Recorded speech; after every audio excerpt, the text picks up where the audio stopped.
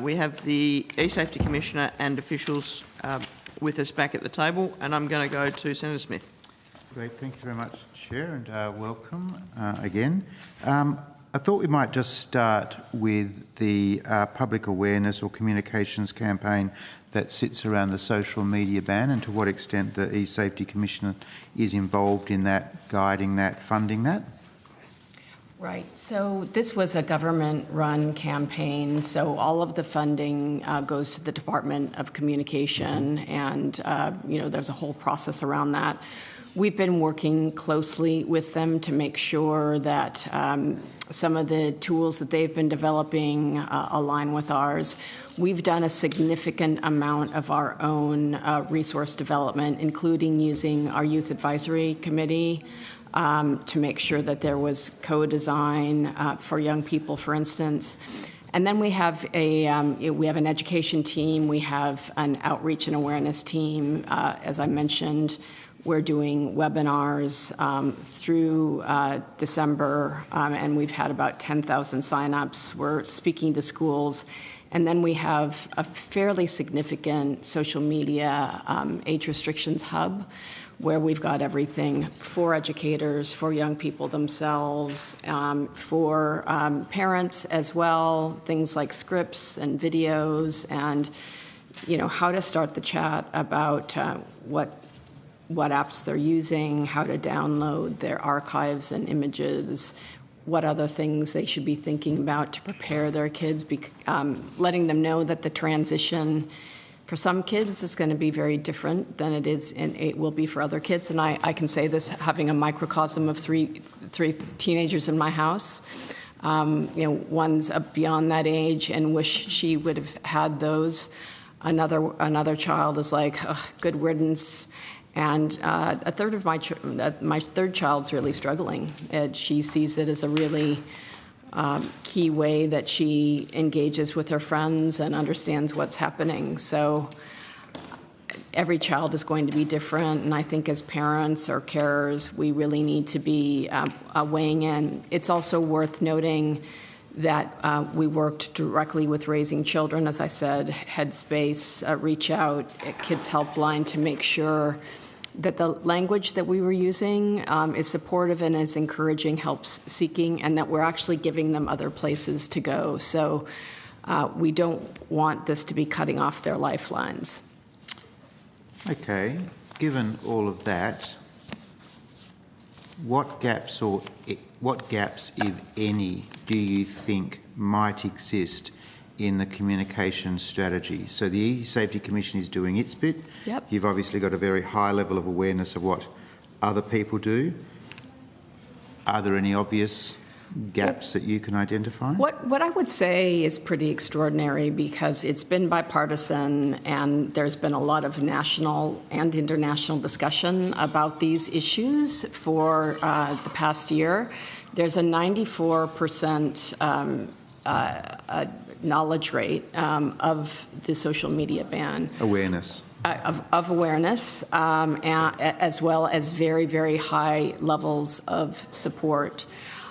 There was just a piece of research put out by QUT and others around young people feeling like they haven't been engaged with enough.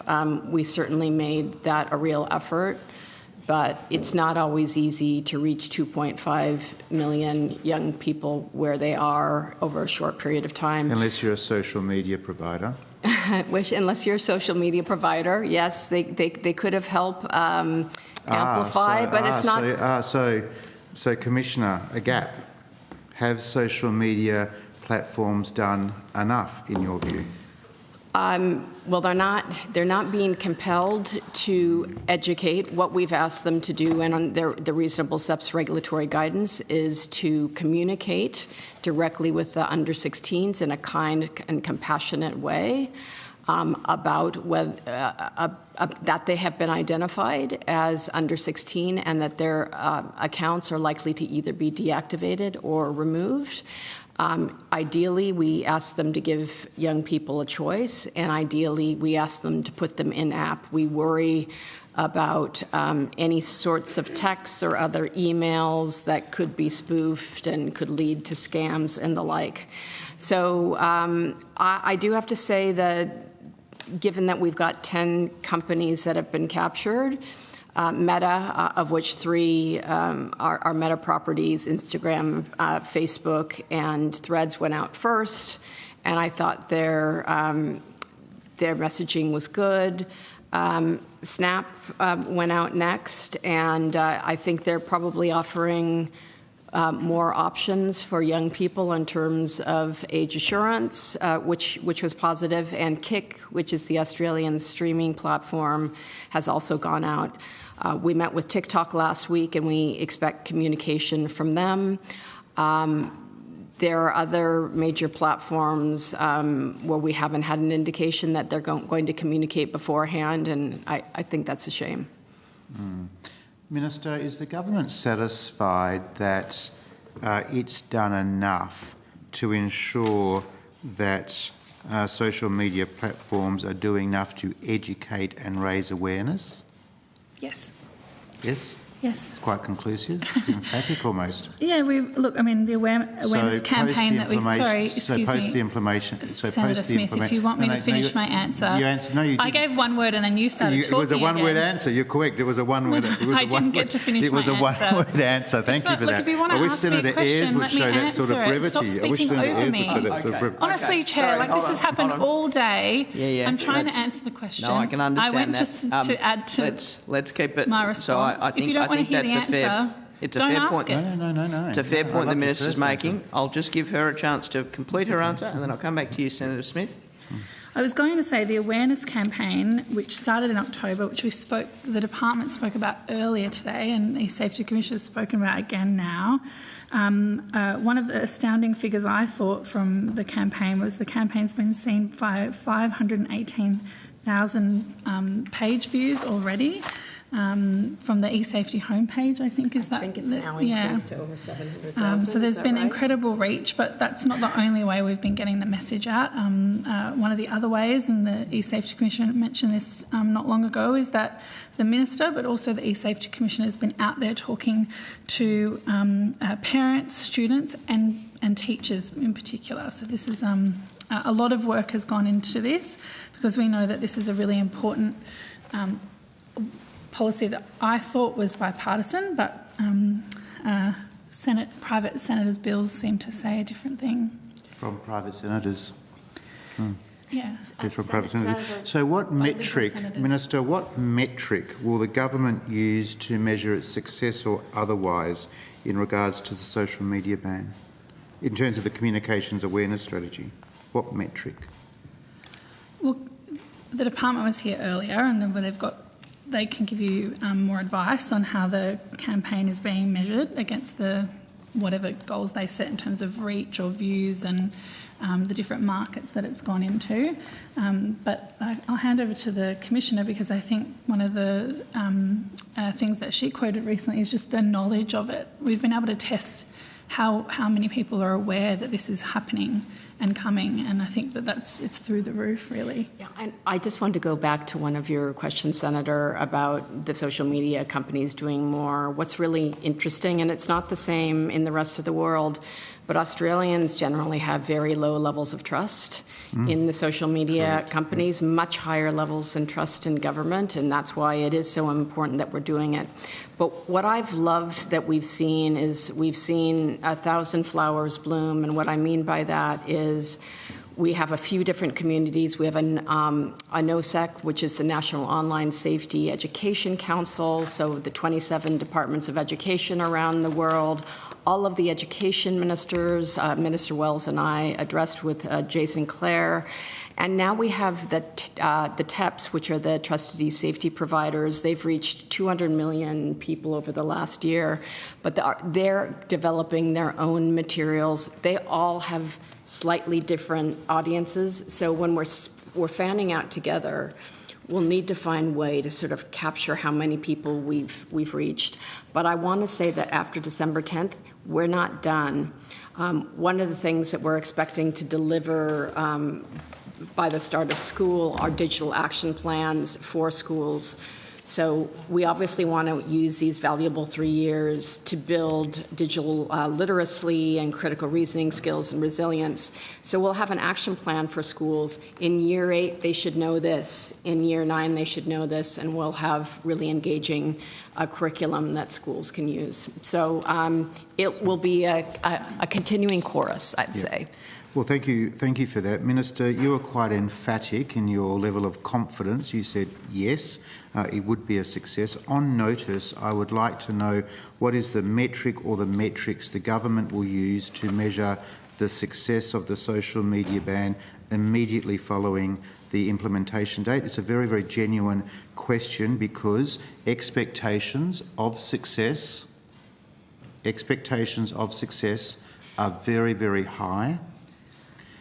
International reputation now rests on successful implementation. Commissioner, you're absolutely right. It sounds like there's a lot going on, and just in my limited experience, I wouldn't be surprised if there are gaps, a bit like the COVID experience. We didn't know what we didn't know until we was revealed to us. So I'm really keen to understand, to make sure that these communications and awareness strategies are actually penetrating, getting to young people. I don't doubt that there is brand awareness. There is a social media ban coming. Underneath that, I'm not so convinced. I'm not the target audience, I accept that.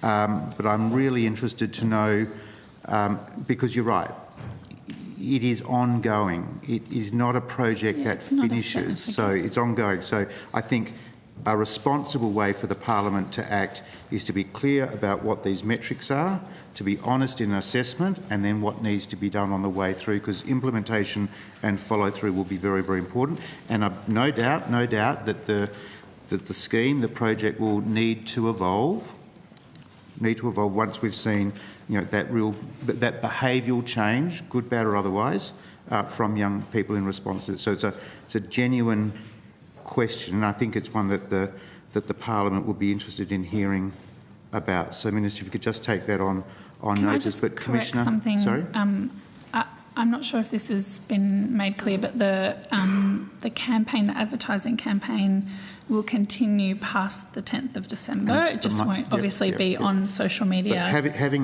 platforms. an advertising campaign. No, I just wanted to make that point clear. I just wanted to make that very clear to you that Senator Green, it's not a metric. It's not a metric. No. Sorry, we're getting. I'm interrupting because he's been speaking for the last 3 minutes without actually asking a question. Well, hold on. I'm a senator. And I wanted to correct what you seem to have insinuated, that there's some sort of... Senators, and sorry, I'll just pause you for a moment. On the 10th of Minister, December. I'll just pause you for a moment here. Look, we have had a very good day in this committee so far, and I don't want to lose that in the last few hours. So we are going to treat everyone with respect, and we're going to avoid talking over each other while we're engaging in this exercise. I'm going to give it to the Minister. It's been a very good day, Senator Gosh, but not entertaining really, has it? Well, we have different metrics of entertaining, we do. Dean, and we can debate how we measure them. But Senator sorry, Smith. hold on. Let me just let the Minister finish her answer, and then I'm coming back to you, Senator Smith. Yep. I just wanted to clarify that the awareness campaign continues past the date of introduction, and just again make the point that we did give social media platforms more than 12 months to prepare for this change. I think the E-Safety Commissioner can talk to you more if you've got specific questions about the metrics that we will be applying. So that sounds like a high level of willingness on the government's part to put the blame or put the responsibility on the media participants? Well, I'll let the Safety Commissioner explain to you how it's going to work, Senator Smith. But I mean, these are I'm interested in tech platforms, metrics. Big tech Correct, platforms. and I'm interested in your metrics. I don't know how social media does what it does, but I know that if you start having a conversation or Googling dog collars, then all of a sudden you are advertised to about dog collars for the next 3 weeks. Like, big tech companies can work this out. They have the ability to do that. We are putting onus on them to do the right thing and to comply with our laws. To use the algorithm for good, not evil. Exactly. To protect children. So, Commissioner, in your earlier comment, you talked about alignment alignment. So you've got a high degree of confidence that the work that the E-Safety Commission is doing, the work that the department is executing, enjoys high levels of alignment? In the context of the education campaign? Yes, yep. Yes, I mean, this is the third one that we've done. I'm just looking at some of the research and findings. What the department does is they keep us on top of how the campaign is trending. They use a company called Remuneration that they've used for some time. I'm not. They always do a very rigorous form with rigorous methodology around whether or not they gauged it was a success. We will be marketing ours as we will measuring our marketing efforts as well. As we're sending out EDMs, because we've got some bespoke groups. But we're, like a lot of the materials that they've produced, that the department through this campaign, we're hosting it all on our website. So we've had to create a special hub to be able to accommodate that and make sure that it works well with our architecture and aligns with our messaging and our look and feel. So that's what I mean by that. Yep. So the social media education hub that you talked about earlier, what level of interaction or utility has that had thus far? And I'm expecting, the level of engagement on that to increase between now and... Do you have the numbers? Sure. Ms. King? Yeah. Thank you, Senator. Catherine King, General Manager. Since the campaign commenced in October, we've seen about a 900% increase in... So you have to... The acoustics are really bad in this room, so we just have to speak directly. No problem. So since the campaign commenced in October, we've seen a 900% increase in users. A what? 900% increase in users coming to the eSafety website. So that's a 900% increase from the same time last year. So that was from the commencement of the campaign. Yep. And from October to December, we've seen 700,000 page views, as was mentioned previously, which is a significant increase for our website. Okay, so can we use a consistent metric? Let's use page views as the consistent metric. So how many page views were there at the beginning of the... You used an October figure to say there'd been a 900% increase? So to do page views, that goes across users and page views. So I don't have the page views just per month of that breakdown. What I have is for the 3 months, we've seen 700,000 page views. To give you a sense of it, we see about 10 million page views throughout the full year. 10 million? 10 million. 10 million. That's throughout correct. the whole year. And in 3 months, you've had 900,000, is that correct? 700,000. 700,000. In that, since the campaign commenced. And the campaign commenced? October 19th. October 19th to today, or? To the reporting period I have is to today, yes. Oh. So, yeah. The 1st of December, yesterday. 700,000 page views. And in a typical year, you would have 10 million page views. Is that Approximately correct? 10 million. As an average, I can provide you more detail. Perhaps on notice you might just show us the week by week, the week by week Breakdown? page views, so we can see that, Absolutely. Is that for the October period or for a full year? For the full, yep. No so we problem. can see so that we can see the improvement. E-Safety Commissioner, when you were engaging with the department on their communications awareness plans, were there any deficiencies that you identified that they didn't accommodate or make improvements around? Well, I should say it was mostly my strategic communications team that was directly working with them. I wouldn't see there were any specific weaknesses. I mean, like I said, this has been the third campaign that they have run that has sort of promoted the work of the e-safety commissioner.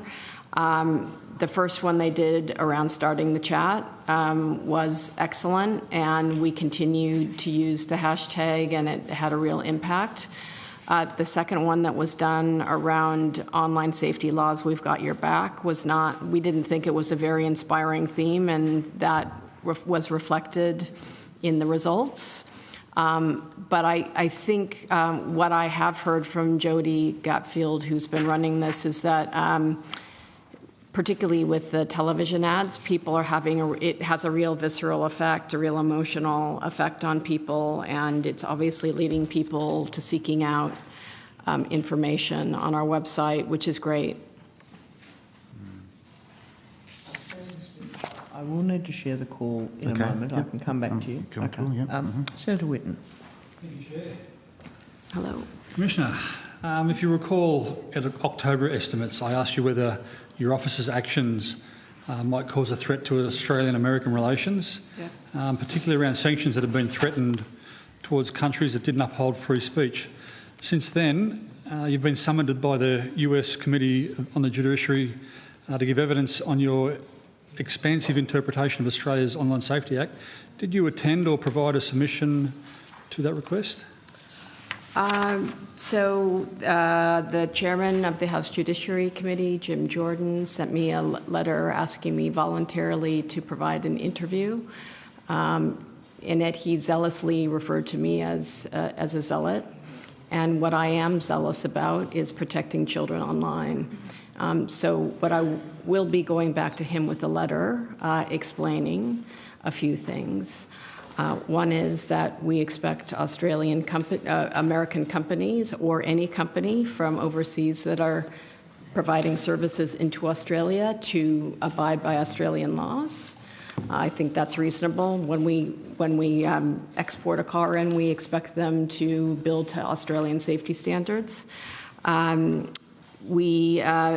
He mentioned one of the cases and an expansive view of that. Well, actually, we tested for the first time what the word removal in the Online Safety Act meant.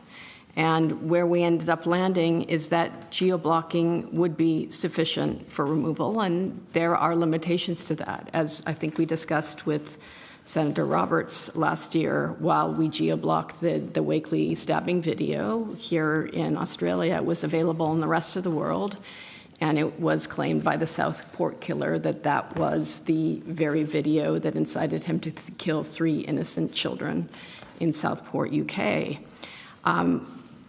What I will also be conveying back to Mr. Jordan is that in the subsequent refused classification content that has gone viral all over the internet, the tragic Charlie Kirk assassination, the stabbing of Irina Ryskova, and the decapitation of a Dallas hotel homeowner that was going viral on Meta and on X-Corp. All were refused classification and Class 1 content, which means they cannot be hosted, distributed, or shared in Australia. It's illegal, but we accepted geo-blocking.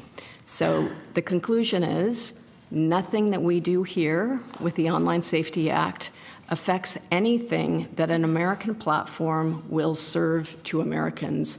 So no, it does not impinge upon Americans' freedom of speech. Will your response be made public?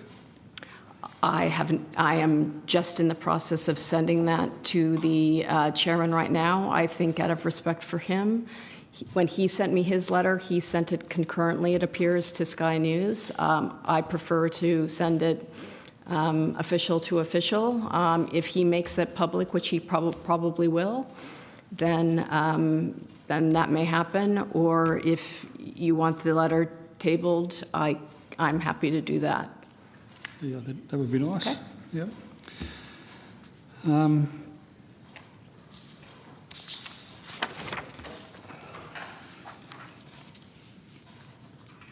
Are you offended by the characterisation in the letter that you're a noted zealot for global takedowns? Well, only because we discussed this at the last hearing that I have never, in writing or in spoken form, claimed to want to globally censor the internet. The simple fact of the matter is there is no such thing as an Australian internet. These are overseas providers who store content on US servers. And every single day, they globally remove content. One that we all agree on is child sexual abuse material, and that is removed globally.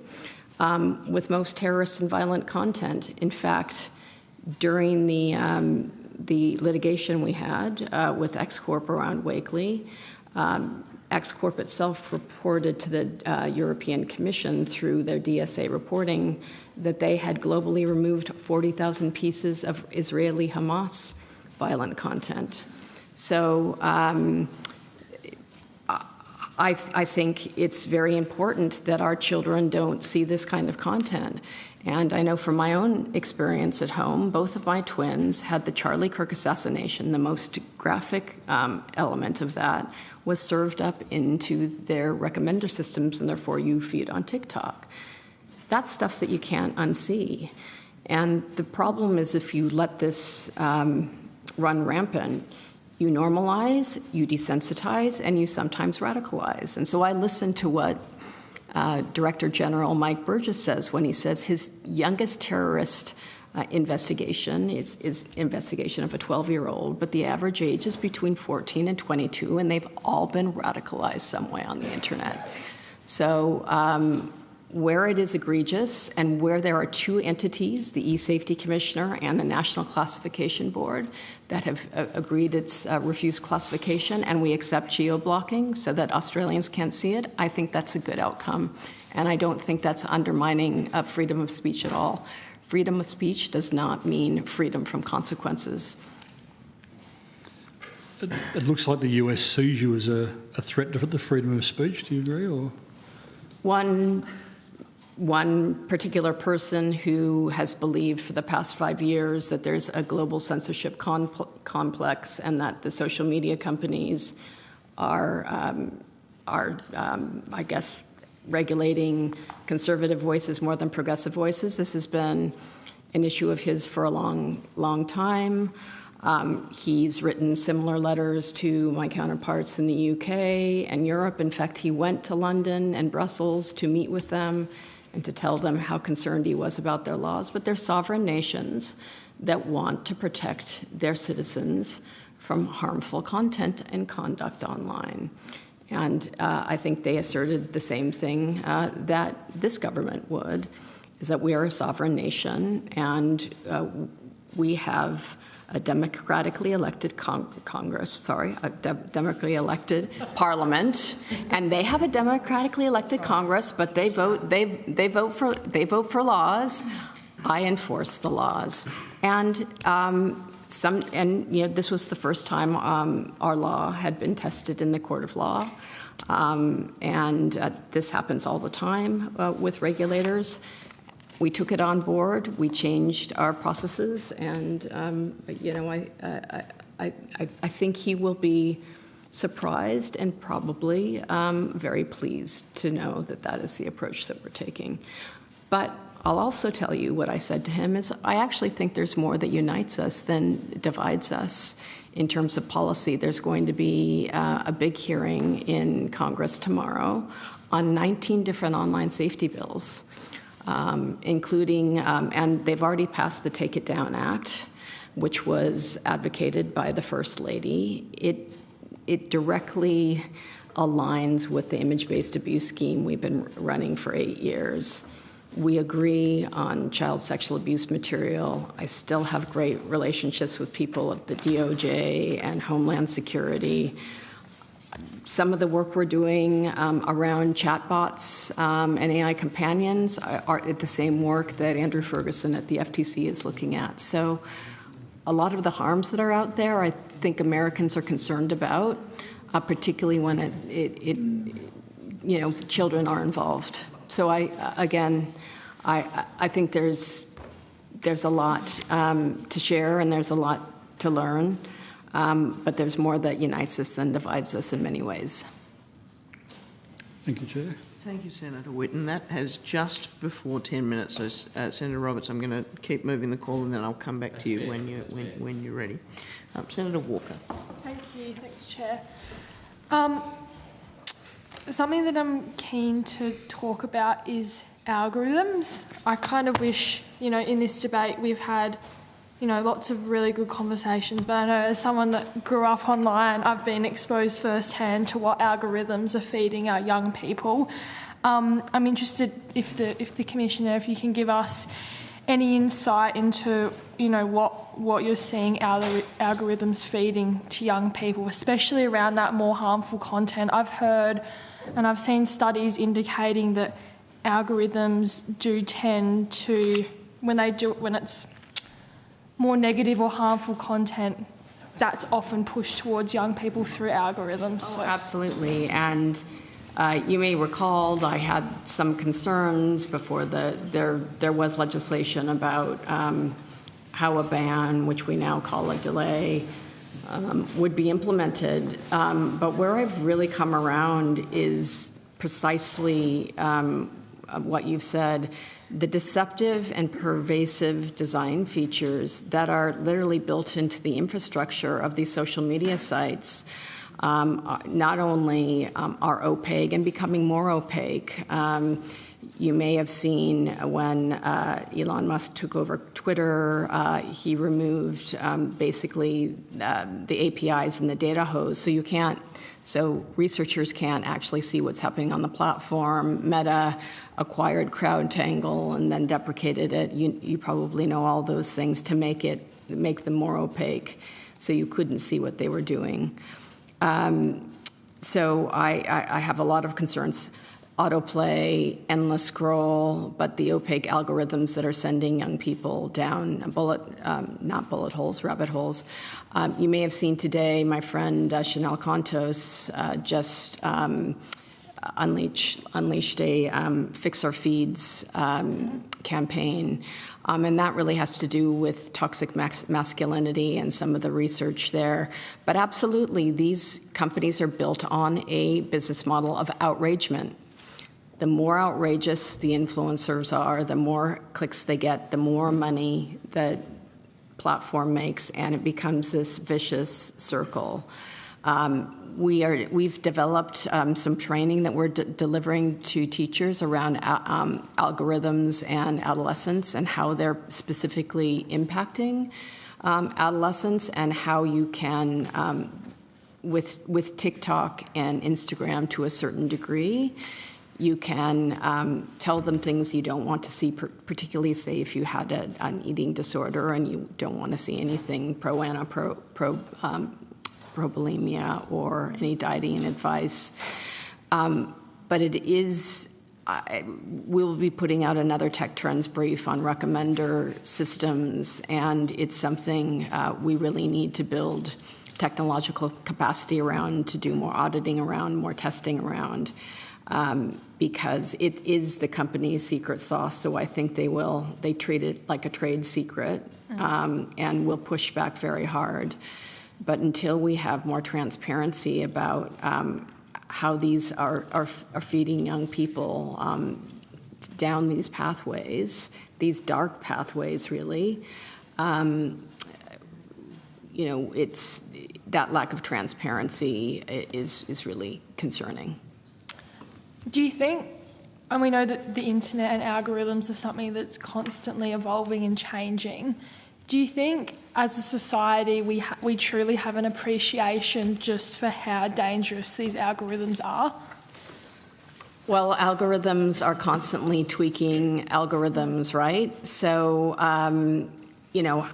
how you might actually audit them in a way that's accurate, and how an outside regulator, for instance, could be really able to grasp something that's so complex. What scares me is we have people like Sam Altman and these CEOs of these rapidly growing AI companies saying, well, we don't really actually know when you give it a certain prompt how it's going to ask, even how it's going to act or what it's going to do, even when we adversarial test or we red team. And so I think social media algorithms are one thing today. What we're going to see with AI is potential harm on steroids. It's so much more powerful. It's so much more out of the creators, of the purveyors, and the profiteers' control.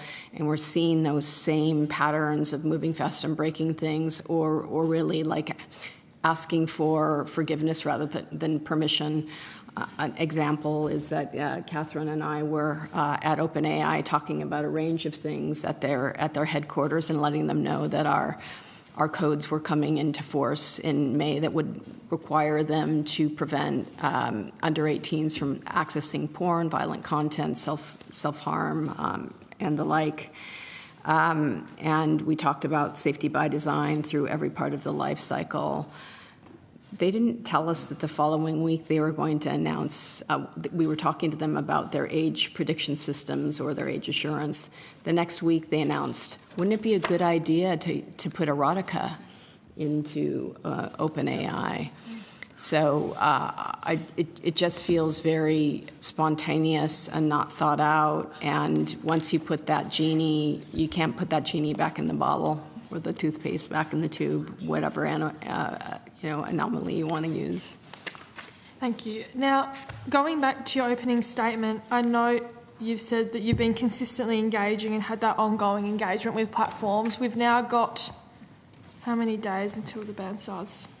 8 days. Where are we at in terms of engagement with the platforms? We know that they've had plenty of notice that this is going to be coming on. What work have you been doing as your role as Commissioner to ensure that they're ready for this ban? Absolutely. I mean, we have been talking to them since the legislation was passed over a year ago. Obviously, as we had more information, we saw the final rules tabled in July.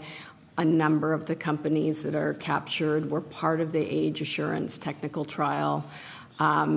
We did an advanced consultation, and we now have an industry supervision team where we are engaging with them on a daily basis.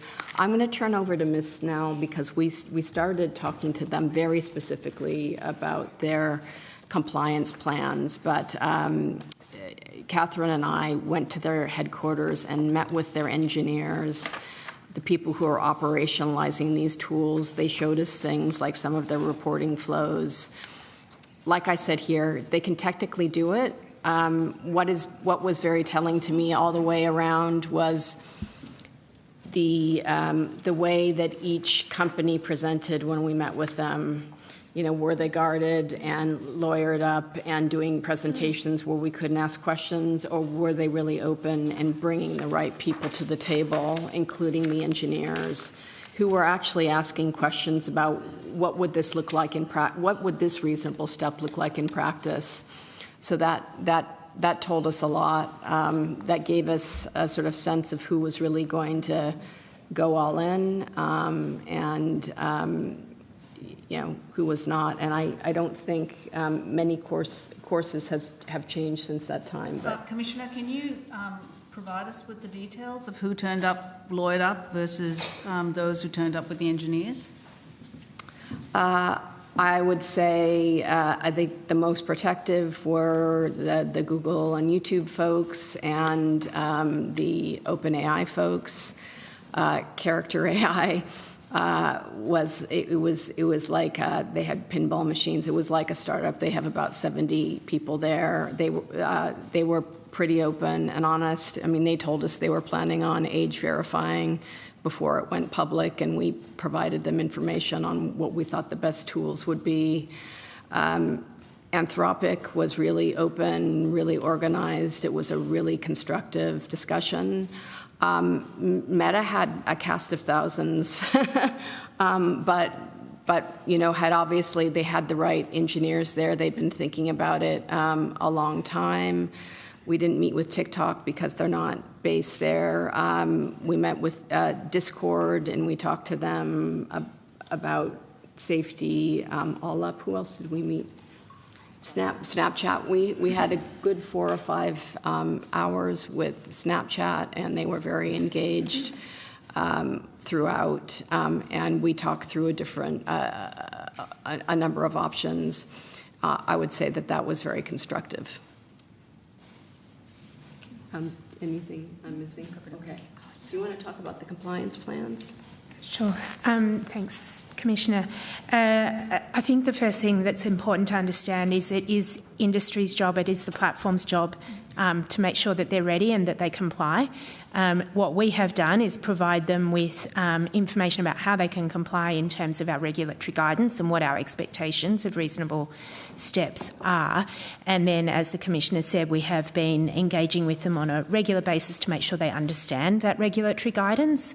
We have been seeking information on a voluntary basis at this stage because our powers don't come into effect in relation to the social media minimum age until 10 December when the law comes into effect. But we have been engaging with them to understand what their communication plans are going to be in the lead up to and from 10 December. And then from 10 December, we'll be able to use our powers, which will include information powers, as well as seeking insights from a range of different sources to assess their compliance at that time. I think it's also just important to note, and I know that it's been said, but to be really clear around the age assurance process is that, as we have said in our reasonable steps guidance, they need to take a layered or waterfall, well, they should take a layered or waterfall approach to that.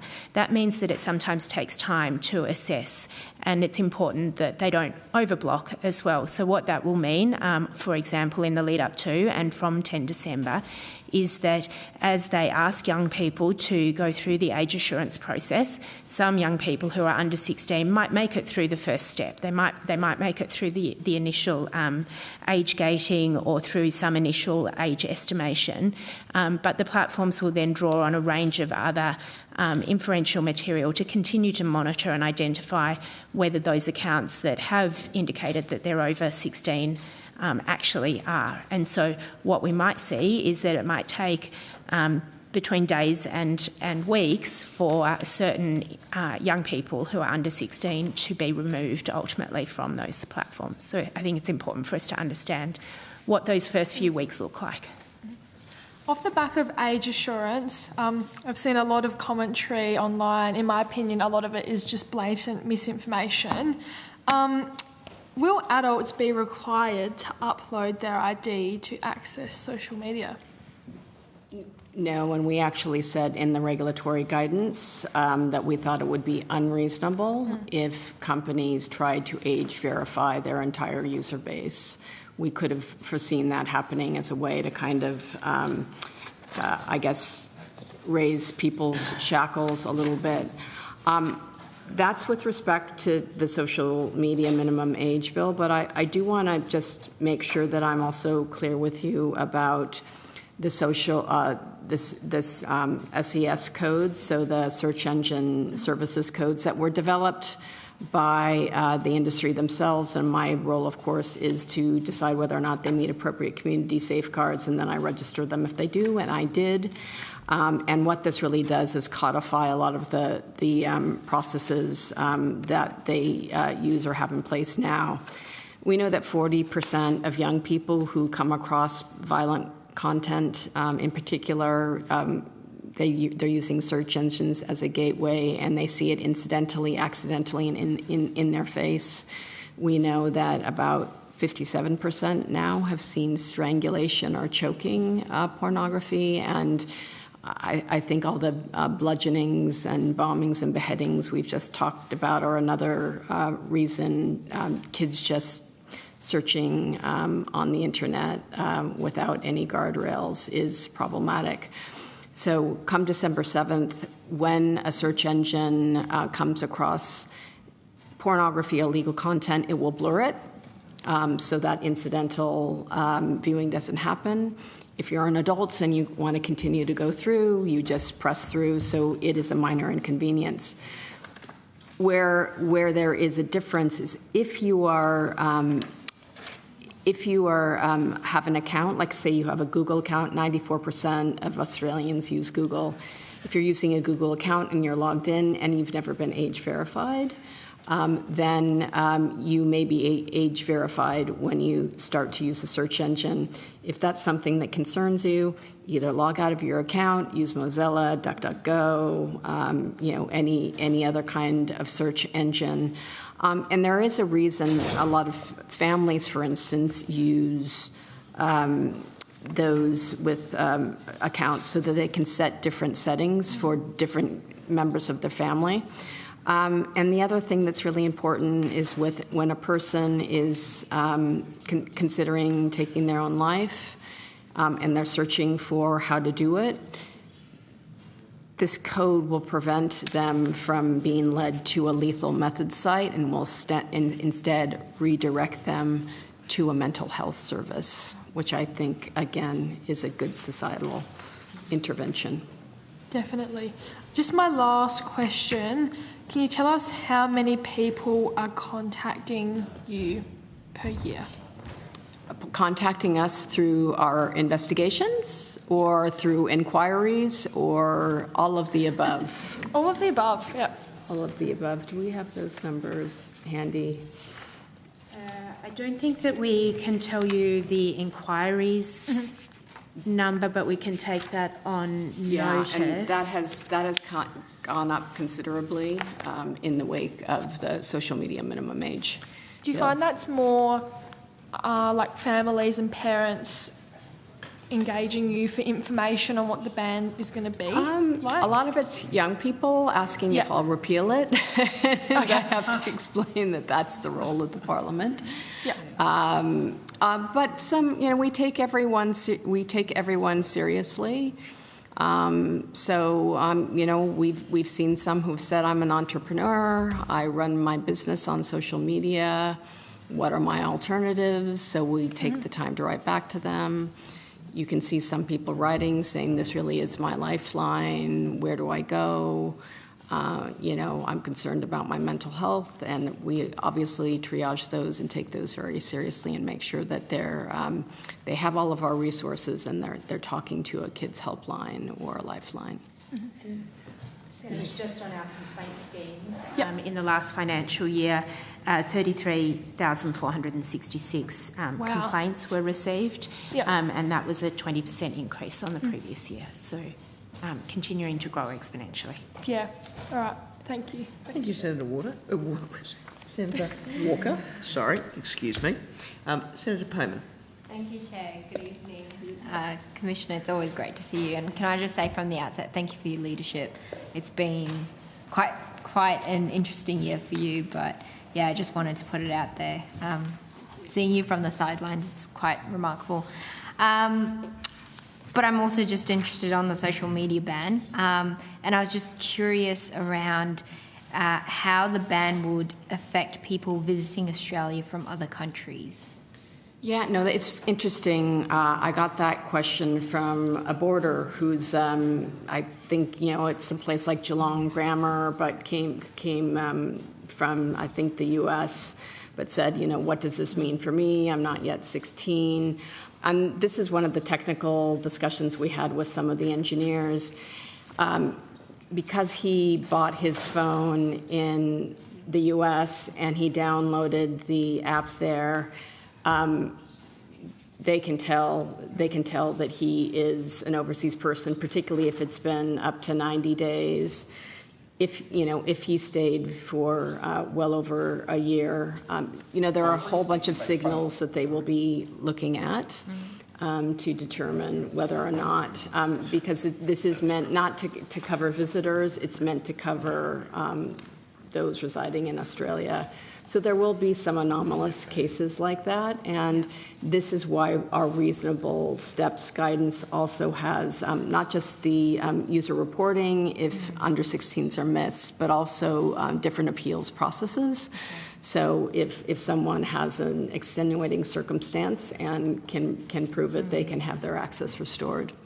Yeah, just because it's the Online Safety Act, obviously, when it comes to defining age-restricted user, it says that it's an Australian child who has not reached 16 years. And that's where I just wanted to know whether social media companies are required to verify nationality as well as age. No. Okay. It's just about preventing under 16s from having and holding social media accounts on those 10 platforms that have been identified. Okay. Just on that though, Section 63D of the OSA reads, a provider of an age-restricted social media platform must take reasonable steps to prevent age-restricted users having accounts with the age-restricted social media platform. So as age-restricted users are Australian children under 16, does this not confer any particular obligation to not only check whether the child is under 16, but also whether they're Australian? I believe that it's intended that the definition then leads to it being ordinarily resides in Australia. So I think, but our General Counsel might. I think, Senator, as the Commissioner mentioned, there's kind of these edge cases where we think we have an expectation that the platforms will respond to any appeals processes. So because we're sort of talking about a hypothetical, we'll see how that plays out, but that's something we're interested in seeing of how those appeals processes work in real life, and that's a good example of that.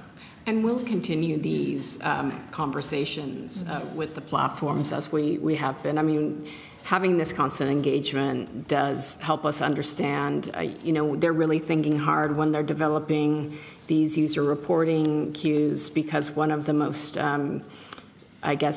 popular reports they get is malicious deplatforming. Almost as a form of bullying, a young person trying to get another person kicked off the platform.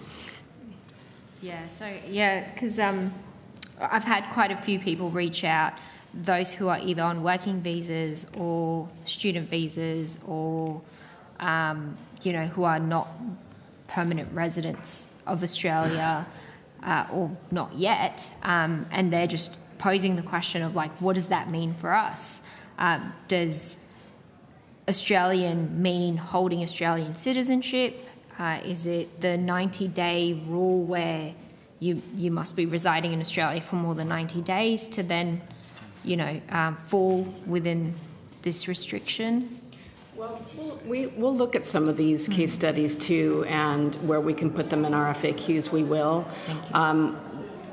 In some of the conversations we've had with the platforms, they generally look at, it was a 90-day period, was it not, Catherine, where they will kind of determine, if it's been 90 days, they're likely to be residing somewhere else, or they're likely to be residing here. They'll look at other signals like, are they using Telstra or Optus? There are other different behavioral signals that they can pick up in terms of where they have accessed their account. Has it been in Australia or has it been elsewhere? So all of these things are kind of built into the age inference tools that they use already. Wonderful.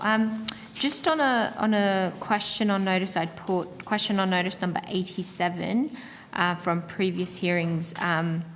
In the response, I think eSafety said that non-compliance with obligations under 4A could lead to eSafety seeking court order injunctions or court-ordered civil penalties. That question related to 4chans specifically, their recent flouting of the UK Online Safety Act. Does eSafety believe that it could enforce penalties under the Act for a service with no presence in Australia like 4chan, who may refuse to comply? I think 4chan is a site that we've looked at for a long time. I think that would be particularly challenging. It certainly wouldn't fit under the social media ban because you don't need to have an account to be there. We've certainly seen that their counsel representing them has been fairly aggressive against the UK. And I'm not sure that we have any other legal or regulatory tools that are more robust than theirs. Sometimes the juice isn't worth the squeeze if they're in a permissive hosting environment and the jurisdiction's not going to do anything about it. It does depend on the facts, Senator, so it's sort of hard to deal with in a hypothetical, but we would consider the facts in the case. Yeah, no, I understand that. I mean, this hasn't obviously we're 8 days away from this taking place, but I'm just wondering if finding a website like 4chan was not possible due to non-compliance, would eSafety potentially, seek a court order to restrict access to that site for Australians? Because as we discussed previous estimates, it is an image board, but it's quite graphic, violent, and it's got material where, yes, you don't need an account. So it's hard to trace back to who's putting this material out. But yeah, whether there is any sort of penalties or consequences for non-compliance for, I guess, services that may not have a particular presence in Australia, but... We don't have specific blocking powers of sites like that. We have 2 recent experiences that we can call upon that were facilitated by our standards and codes, and the first was the OMI TV Portuguese-based chat roulette site that pairs pedophiles with young people for video chat. When they refused to work with us through a formal warning, we went to Apple and Google, who both have terms of service that say that chat roulette sites aren't allowed, but plus they had requirements that they'd written for themselves as part of the App Store code. And they ended up deplatforming that in Australia.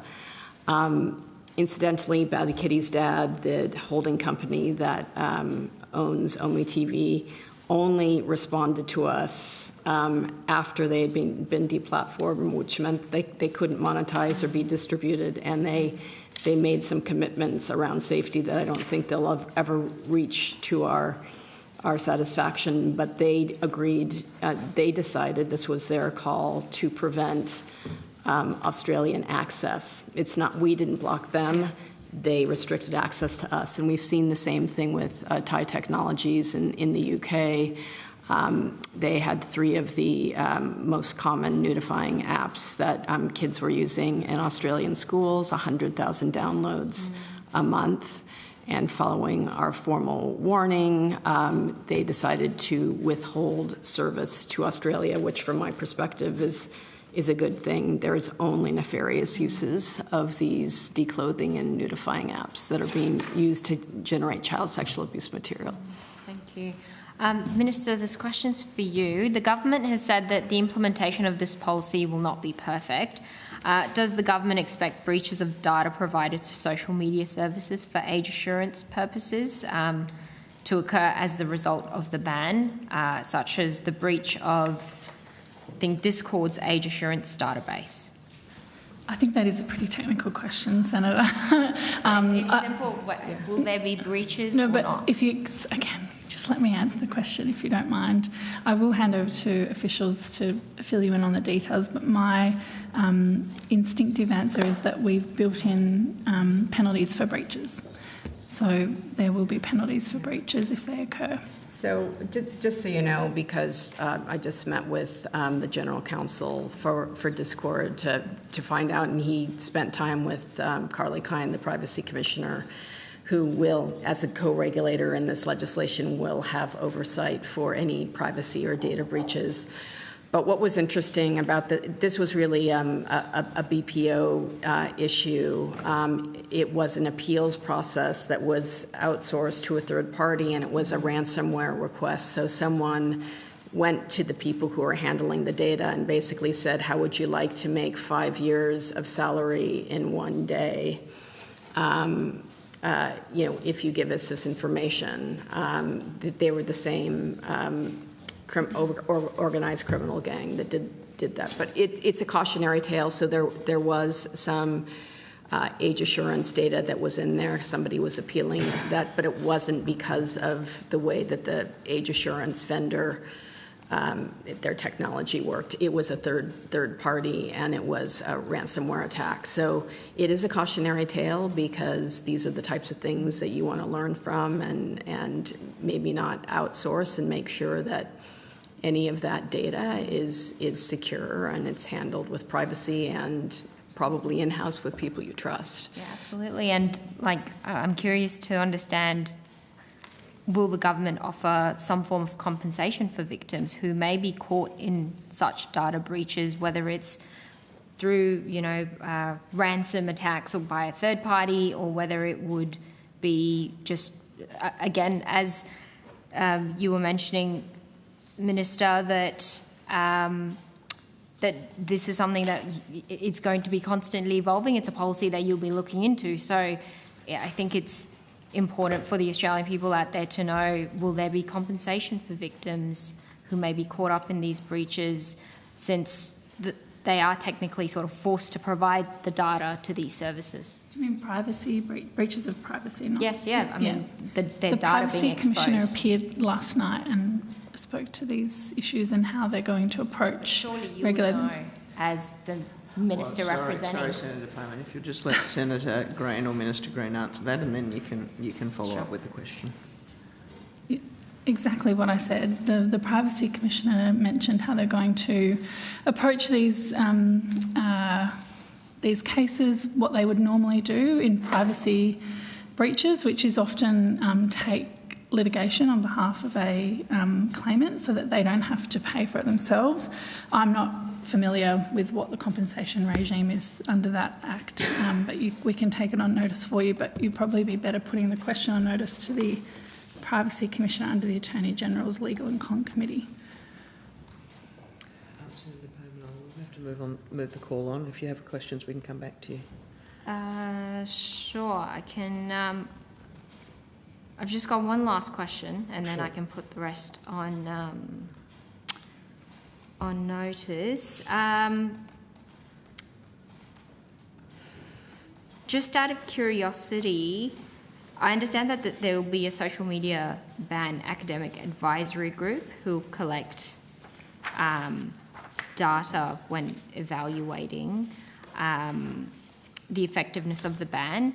Do we have an idea of what data they'll be collecting, and when it comes to that advisory group, what selection criteria were used to select those people? It was quite rigorous and methodical. I'm going to turn over to Ms. King to talk through this, because I think we've just gathered the baseline data, and it's going to be really important, the theory of change, but also the fact that it's longitudinal and it's looking at everything from PBS data. So, our kids taking fewer, I guess, doses of Ritalin, looking at NAPLAN, looking at sleep, looking at sport, looking at how this is affecting their overall mental health and well-being, but also looking at unintended consequences and making sure that we're gathering an evidence base that can be used to improve the review, but because other countries around the world, including the European Parliament, has just voted to implement an under-16 social media delay as well. Malaysia, New Zealand, Indonesia, and others look like they're going that direction. So this will be a very valuable exercise. But do you want to talk about that process? Absolutely. So it is a 2-year longitudinal study. There'll be reports that we release throughout that process, but we are looking at the short, medium and long-term effects. The data that will be collected will be through mixed methods. There's survey data of 10 to 15-year-olds, so we're looking around 4,000 nationally representative population of that. And then throughout the long term, we will be looking at looking at other data sets as well. So what is the impact of NAPLAN scores? What is the impact on the PBS outcomes and things like that? As well as actual usage of other social media or online apps for those young people under the age of 16. So in your other question around the type of qualifications that we were looking for in the advisory group, it was all participants were selected through a merits-based process, so there were set criteria they had to show demonstrated expertise in. Some of that is demonstrated experience in longitudinal design and analysis. This is quite a novel evaluation, so a strong experience with longitudinal studies, policy impact evaluation, experience working with government, youth mental health and well-being, expertise, online harms, as well as elements of digital rights and youth participation. So we have 11 different academic institutions, and we wanted to canvass a wide array of expertise and perspectives for that advisory group. Yeah, wonderful. Thank you, Ms. King. Thank you, Commissioner. Thank you. Thanks, Chair. Thank you, Senator Bowman. Senator Roberts. Caught me by surprise. Thank Wasn't you. my intention. No, I know that. Thank you, Chair. Thank you for appearing again. Perhaps just an insight. Since COVID, people in Australia are very, very wary of government. That's not just the Labor Party, that's both. Commissioner, you have exempted Blue Sky from your under-16 social media minimum age restrictions. Yet Blue Sky is almost identical to X, as I understand it. It currently allows 13-year-olds or younger people saying they are 13 to sign up, and they have no age verification. Do you understand, Commissioner, you have an obligation to discharge your duties without the perception of political bias? Your decision to exempt a left-wing hangout and include a conservative hangout, X, looks like political bias. Blue Sky has not been exempted from. They present a very low risk. They have actually identified themselves as an age-restricted social media platform. They probably have 50,000 Australian users, a very small number of young users. They're building up their age inference tools. They're a very young company, and what we've decided to do, I mean, we're talking to a range of companies that could be age-restricted social media platforms, whether it's Yubo, whether it's Yoke, whether it's Lemonade, other ones that we know we're going to go to. But you missed the opening statement where I said our focus, well, one, these assessments that we're doing are voluntary. It is up to I don't have specific declaratory powers in terms of who is in, who's out, so I can't say anyone's exempted. It's up to the legal teams of those companies to determine whether they're in or out. Where we will focus our compliance is where the vast majority of young people are. For the purposes of transparency and fairness and due process, we developed the self-assessment tools, and then we did some initial assessments so that we could at least have a body of major companies that would fit the criterion set forth by Parliament, and so we've got 10 that we're starting with, but I've always said this will be a dynamic list. If we see that there are significant migratory patterns, young people that are going over to Blue Sky, again, we've had 3 conversations with them. We expect that they will start applying some of their age assurance tools, so they're just on the beginning of that journey. So what you're saying, as I interpret it, is that, Commissioner, is that you've got objective criteria that you assess platforms against? Well, we developed a self-assessment tool, so there is consistent assessment criteria. The criteria we have to use is the criteria that was in the legislation that Parliament passed. And what that primary test is around whether or not a particular site, if it doesn't meet an exclusion, say the messaging exclusion or the online gaming exclusion or the education and mental health exclusion, we had to do a sole and significant purpose test. So if its sole or significant purpose was online social interaction, then it would be our preliminary view. It is not a determination, was that they were an age-restricted social media platform. Do you want me to define further? Is there something? Senator, just to give you a pointer, so it's in section 63C of the Online Safety Act. So the criteria are set out in the Act, and then if someone meets those criteria, there's a set of rules that the Minister made, and if the rules apply to that platform, then they're out of the scheme. So that's how it works. So just to reinforce the point the Commissioner made, there's no determination that platforms are in or out. We've just expressed our preliminary view based on our assessments against the criteria, like the platforms can do for themselves. And then we've focused on where most of the kids are, and that's where we're going to focus our initial efforts. Okay, thank you. Minister, your government chose to use legislation against social media platforms However, the Commissioner has then included search engines in the scope of age restrictions using an industry code under the Online Safety Act. Couldn't you have simply done the whole thing under existing powers and created an industry code of practice, mandatory if necessary, for age control of social media instead of this whole blunt instrument legislation? An industry code as opposed to enforcement. No, I don't. I'll let the Safety Commissioner answer, because there would have been advice given to government about the best way forward, and I'm sure that there is. This is a very important step forward that we're taking, and legislation was required. Well, I asked you because I'm not allowed to ask you. Well, no, you are allowed to ask. You're an opinion of an officer. So no, it's not an opinion. You're asking fine. why was legislation required. They can answer that question.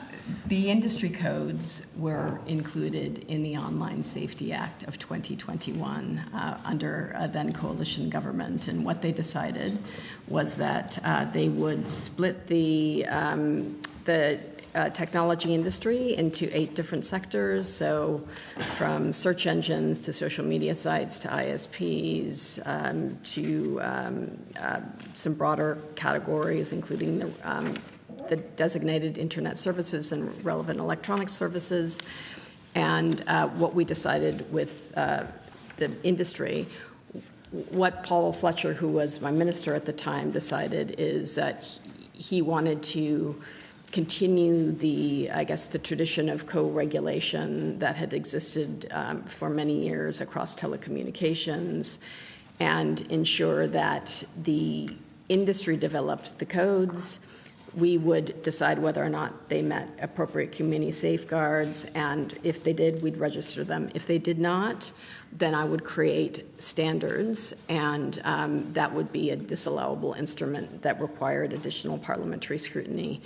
So it proved to be quite it took 4.5 or 5 years for all this deliberation, for this to happen.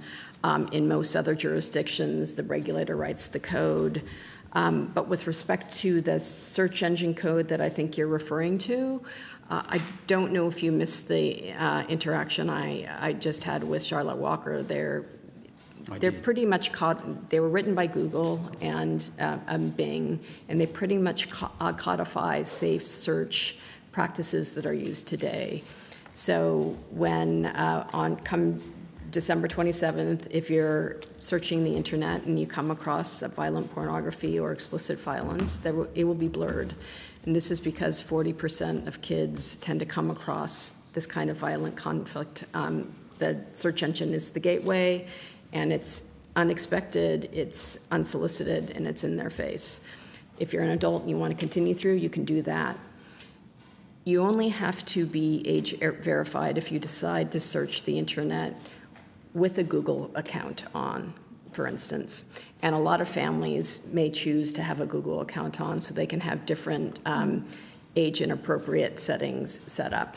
But if you're concerned about that, you just use DuckDuckGo or Bing or whatever other one. And the other thing that I think is really important about the search engine code is if there's a person in distress who is seeking to take their life, rather than the search engine taking them directly to a lethal method site, it will redirect them in the first instance to an Australian mental health support provider. I think we all know that suicide is a terribly damaging thing for families and communities, and if we can give someone in distress some support, the support that they need, rather than the directions in terms of how to take their life, any family would be grateful. I'm sure they would.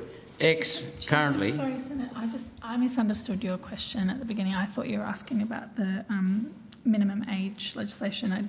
So I apologise. No, I understand now what you're asking, and the Safety Commissioner has given a very good answer. X currently has, in early deployment, routines which do the following. Pattern matching to determine age without use of personal identifiers like a digital ID. PIN-protected parental controls, which I tend to think government should not be undermining parents.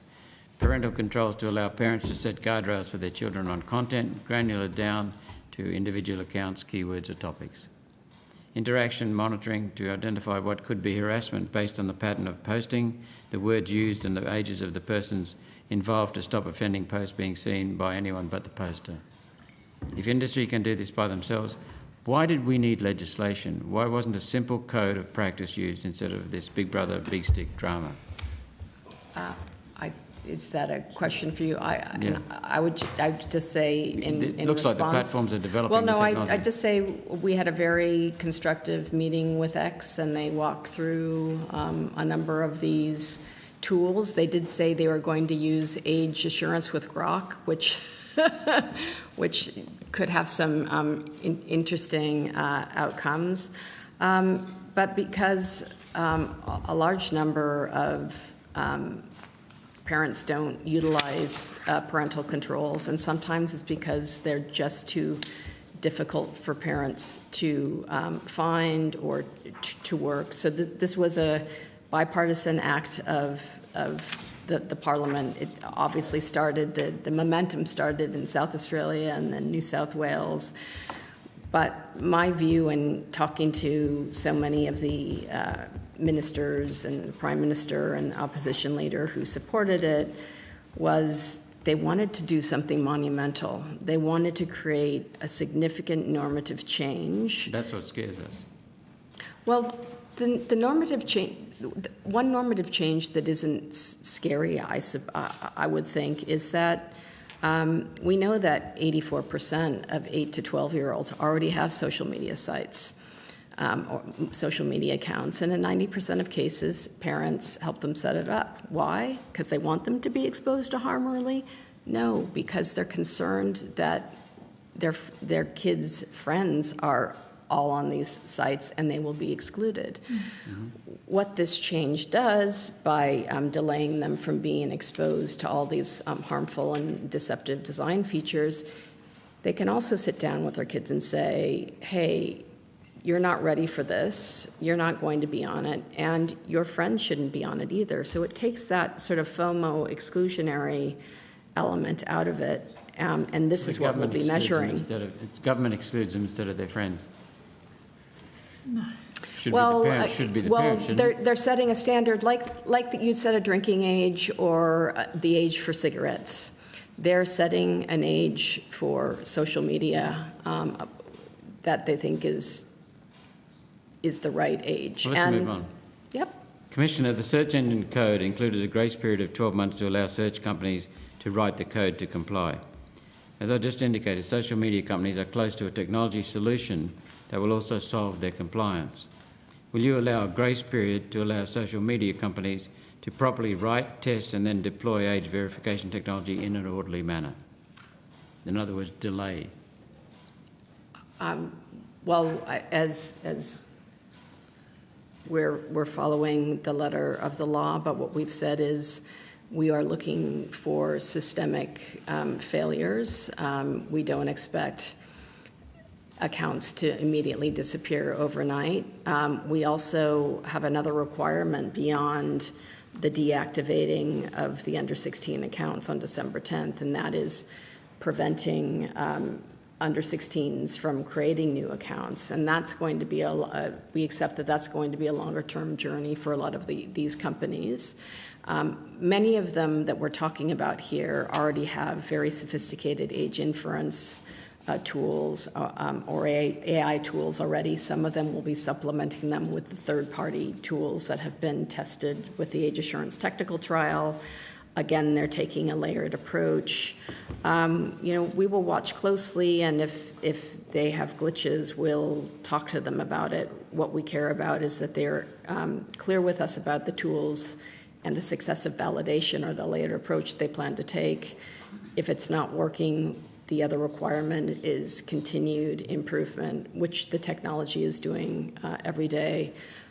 So in some ways, we will be providing a grace process. So it seems that you accept that this rushed introduction with insufficient time for social media companies to get the software right, no time for testing, and very little public education could be a recipe for chaos. I think they had plenty of time, and they're all technically capable of achieving this. Senator Roberts, I'm just noting the time and we're due to take a short break. Do you have a final question? And then I'll take a break and then I'll rotate the call after that. Why was the decision taken to time the introduction for school holidays when children will be wanting to access social media to stay in contact with their friends, sports and activities. That was written into the legislation, sir. One of the reasons we opposed it. Kill Christmas. Well, no, I mean, it's a legitimate concern. Kids Gadgets they won't be able to use. Yes, okay. Well, Thank you, Chair. that's a good only note. the gaming. Chair, can I just, Minister, before we would go you to the like break, to? Yeah, would you like to make an observation? do you have any advice on the program? I'm just conscious we've got 8 agencies waiting, Yes. 2 hours to go. I just don't want to have another situation that we got into last estimates where people were sitting here for no reason at 11 o'clock at night.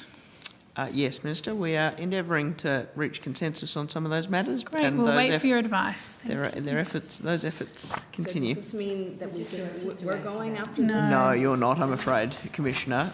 We're going to go to a break now for 15 minutes. We're going to be back at, let's say, 9:05 now, and you're still on, Commissioner, because Well, we're senators 6 still hours have behind.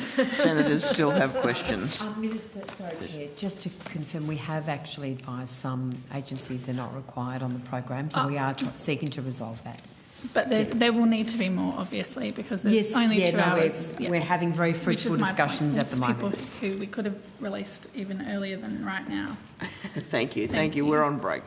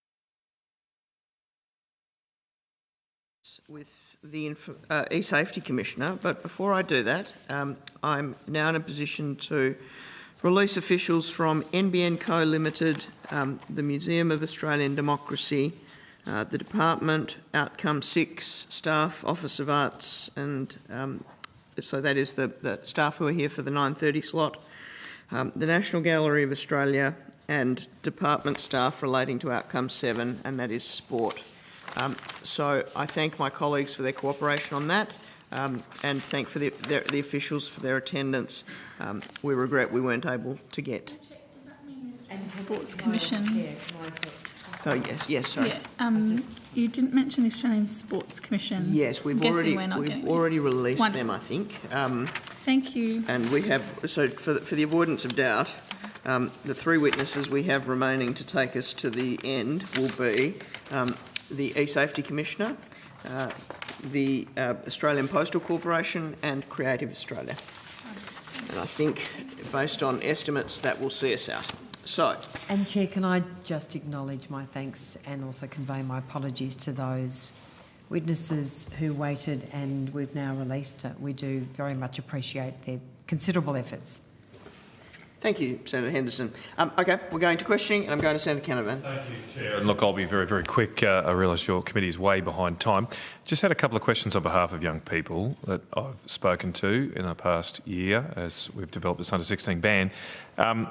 I've gotten to know a very successful, amazing young Australian called Leo Pugliese. He's established an online news platform, known now as 6 News. He set that up when he was 11, and he set it up on YouTube, or Twitter then.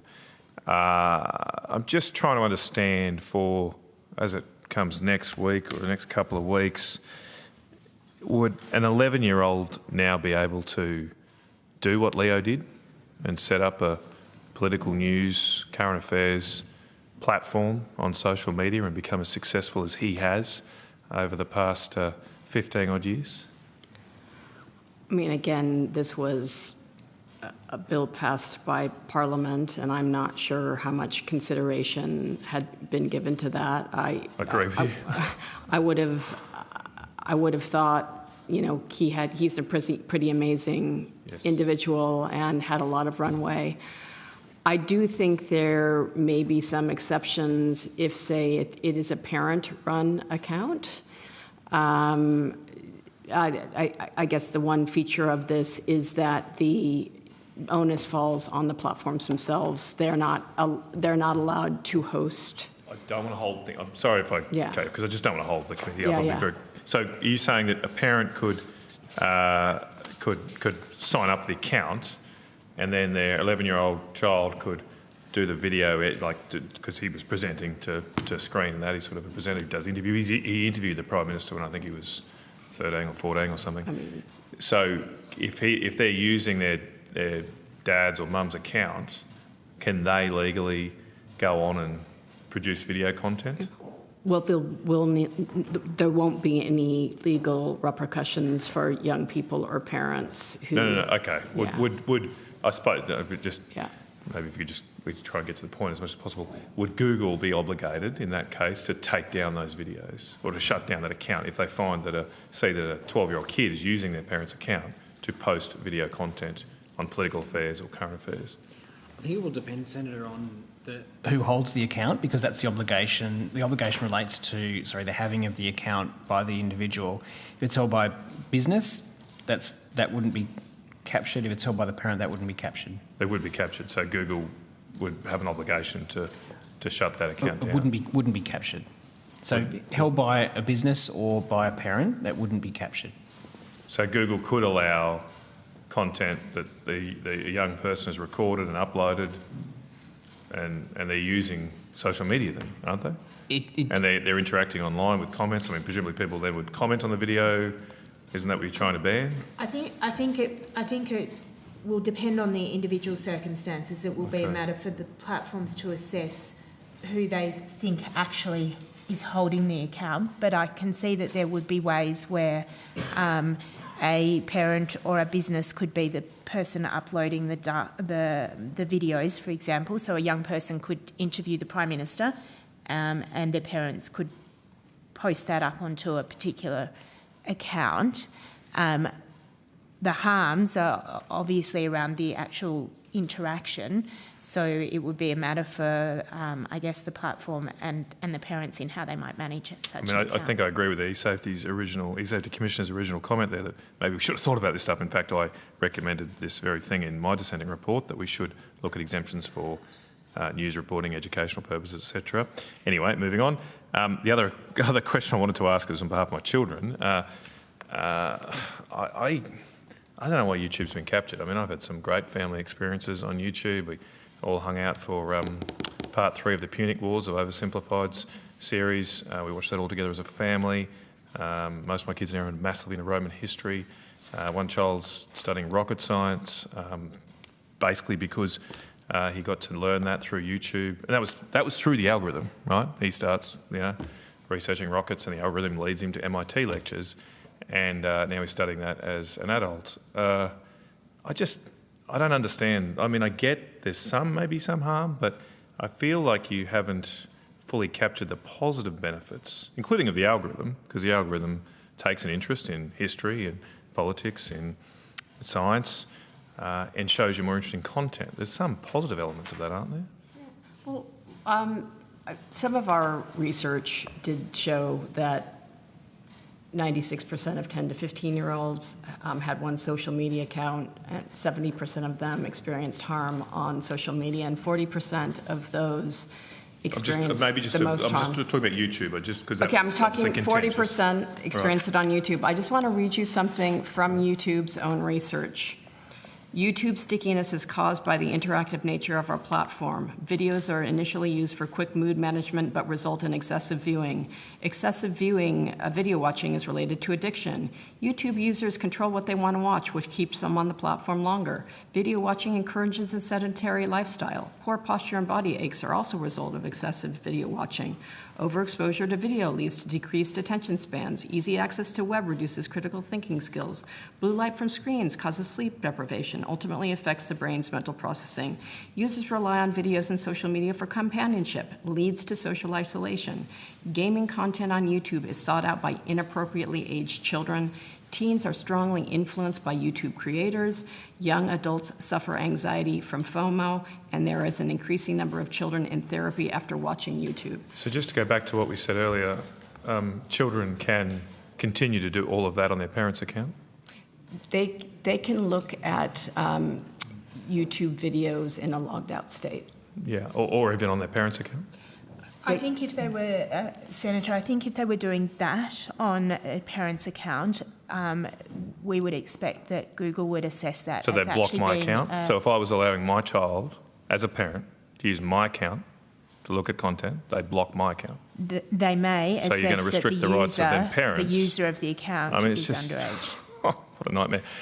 Yeah, okay. All right, I'll not delay the committee any longer, but no, there's no longer parental rights in this country. Thank you, Chair. Thank you, Senator Canavan. Senator Smith. Anecdotally, I have heard that if Meta could not conclusively identify a young person's age, that they would seek or could seek a form of government ID. Have I heard that correctly, understood that correctly? So, yes, we require, through the reasonable steps, successive validation, but we were mindful of the Antic Amendment that said that government or digital ID could not be the exclusive way of asking, and it couldn't be the mode of last resort. So we will be watching. I think Meta is one of those companies that has a fairly sophisticated age inference system that they've been building for years. They also have teen accounts, so they've been kind of building. They have a sense of who the under 16s are now. They're using Yoti as a third-party solution to do facial age estimation. two of the services Yoti offers are facial age estimation or liveness selfies, but also government ID. If a person wasn't comfortable giving government ID, they wouldn't be compelled to do so. They wouldn't be compelled to They do would so? not be compelled to do so. They could never be compelled to do so as the sole. But So they would have to be comfortable doing the facial age estimation if they wanted to challenge. So forms of government ID can still be part of the verification process, but they can't be exclusive. That is right. So, Senator, I think there's a spectrum of views about use of government ID. Some people would be happy to do that and others not so much. So the offer of using government ID could be taken up by some users and others might not take that up. So I think we're solving for that outcome. So they can use government ID and then they can access the platform with using the government ID. And I thought there was a prohibition on the use of government, but that's not enough. Mandating the use. There's a prohibition on mandating the use, but you can use government ID as a suite of options. It's part of a suite of options. And it's really interesting when you look at the demographics. So people of our vintage, we've been doing 100 points of ID for a long time. So older Australians are pretty comfortable using digital or government ID. Younger generations, the Gen Z, they're fine with the liveness selfie and the facial age estimation because they've been opening up their iPad with facial analysis for a long time. So there are generational and also personal preferences about what people want to use. But that would be a contested point. Could be. There would be contested. I mean, there'll be other points of view around that. Just sure, there will be, and there'll be other methods. And attitudes will change over time. Well, so attitudes could change over time. Sure. I mean, it felt very odd. I don't know if you remember in 2019 when we used to use our thumbprints and then we had to use our faces to open up our phones. And then we had COVID and we were wearing masks and they had to change the algorithms. But Commissioner, in your earlier evidence, you did point to the fact that in jurisdictions other than Australia, they have higher levels of trust in government and lower levels of trust in social media platforms, or was it the other way around? It's the other way around. Right. So just to be clear on this, so that in other jurisdictions, they have higher levels of trust in social media platforms and lower levels of trust in governments. Yes. Here we have higher levels of trust in government, lower levels of trust in social media platforms. So that could change over time. Australia could actually, the trend that we experience could actually move closer to the international trend. Sure. So this has obviously been tested legally in regards to the sensitivities around use of government ID. Is that well understood? I didn't realise that the restriction was just on the mandated use. I mean, this is how companies assess your identity and your age online now, or they use a credit card, which really wasn't designed to be used as a token for age verification. There are other methods that will be used. That Connect ID, for instance, is one of the technologies that Snap will be using to connect you to your bank account.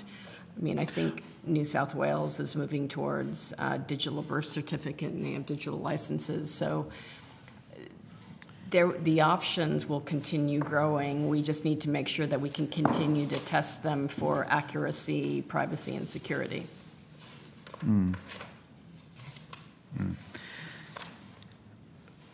Commissioner, I thought it might be, I think it's appropriate. I mean, you've obviously seen the story in the Daily Telegraph of the 26th of November, which talked about an exercise that they went through in regards to Snapchat and the use of the bot in terms of questioning when and if a social media ban would come into effect. You're familiar with that? You're looking very, very unsure a moment ago. There's so many pictures. There's so many articles in the Daily Telly. I wasn't. But sure there's only one Daily There's only one There's only one editorial in the Daily Telegraph on the 26th of November. So I thought, you're obviously aware of it. I thought I might just give you an opportunity to respond to that. Yeah. I mean, it's up to like I said, the profiteers and the purveyors of AI to make sure that their outputs are accurate. I think they definitely went back. This is my AI, which is Snapchat's version. I mean, Snapchat was the second company to sort of say, well, we don't agree with the assessment, but we are going to comply, and they've communicated to people. But clearly their AI was not up to date. Is it up to date now? Apparently, yes, I did meet with someone from Snapchat, and they were making sure that was fixed. It depends on the data that they scrape and choose. So they obviously didn't have the right data. But earlier in the evidence, we talked about levels of confidence around education campaigns, advertising campaigns, and here is a pretty significant participant, and the AI bot says, when it's asked about the social media ban, it says, and I'm quoting now from the editorial, right now there isn't a social media ban coming to Australia. Right, so not acceptable, and probably won't contribute to any improvement in trust of technology companies. That was the 26th of November. I would have thought that this is a pretty sort of primary mitigation task, but you're still not sure whether or not the Snapchat AI... I met with them the day after, and they were working with their engineering teams back there. I mean, AI programs hallucinate all the time. That's why I'm saying they're potentially catastrophic. Even the CEOs don't know what a prompt is going to pop out, and that's why I think it's quite dangerous and could be much more catastrophic if the right kind of safeguards aren't put on them.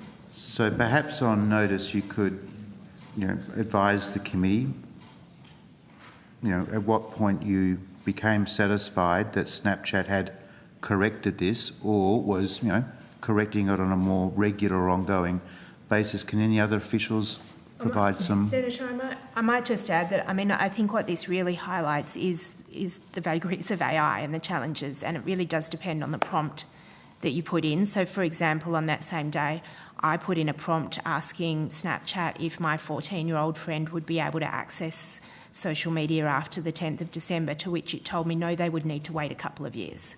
So it really does show that AI depends very heavily on the prompt that you ask it. But obviously we're having ongoing discussions with Snap about how they can improve their bot's response to different prompts.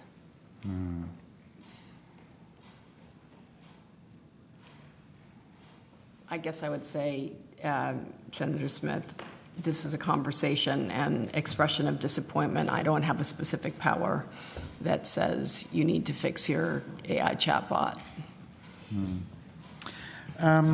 How are we monitoring the use of VPNs as a result of the social media ban, or how are you monitoring the use of VPNs Well, I think one of the things that we did well is we sort of thought about all of the different potential ways that young people could circumvent these rules and put the onus back on the platform. So if you look at our regulatory guidance, we say that the onus is on the platforms to be able to identify, stop, or re-age verify when VPNs or location-based circumvention is happening. But they also, and a number of them are doing testing for spoofing of AI systems around age. So for instance, high quality gaming graphics could be used as a face or a plastic mask or a mustache. But again, these age assurance companies are testing for that. And again, we put a lot of technical signals and indicators that we expected the platforms to look at in terms of preventing circumvention, and in our discussions with a lot of the technical people and engineers, they're across this. They know what to do. So how is your agency monitoring that? So Go ahead. Commissioner, if I may. So, as Commissioner has said, it will be the responsibility of the platforms to monitor for VPN use and other forms of circumvention. The role we will have is in ensuring that they've taken reasonable steps to monitor for that. We will do that through a range of ways, including anecdotal evidence, broad insights as to whether young Australians are able to access the platforms using VPNs, but also by using our compulsory information powers to require the platforms to provide specific information about how they are addressing potential circumvention, including VPNs. That was the answer that I was looking for. And when do you expect to do that, Ms. Snell, in the first instance? Yep. Yeah, so there's a range of points at which we could issue information notices. We can't issue them until after the 10th of December. Initially, we will look to issue notices to gather some baseline data, and that will be the first step. And then over the course of the coming months, we'll be issuing additional notices to seek that specific information. Great, thank you. Am I correct to assume that all the platforms have now publicly advised how people can communicate, have communicated the verification processes? No, they have not. Right, which ones haven't? We expect TikTok to this week. I don't know if you've heard from others. Twitch has not yet. YouTube hasn't. It's easier to say, I think, definitively who we know have, which are Meta, Snapchat and Kik. Yeah. So Meta covers a number of the key services. So what? So with just 8 days to go, just 8 days to go, what do you think that number will look like? It should be all 10. Again, we have no powers to compel them to do that.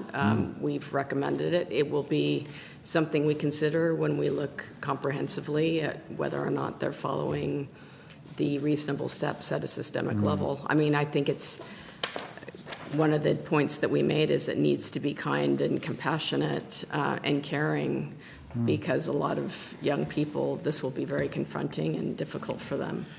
This is why I remain really curious about what is the metric, or what are the metrics that the government will use to measure the success of the implementation of the social media ban. Yeah, that's what the evaluation is for one set of metrics. Our information notices, obviously we're talking to companies about certain metrics so that they build it into their tooling.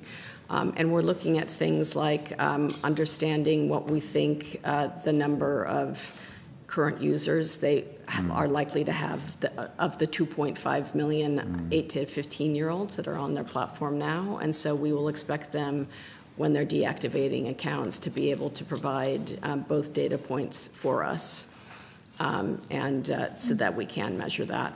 That will be built into the information notices as well.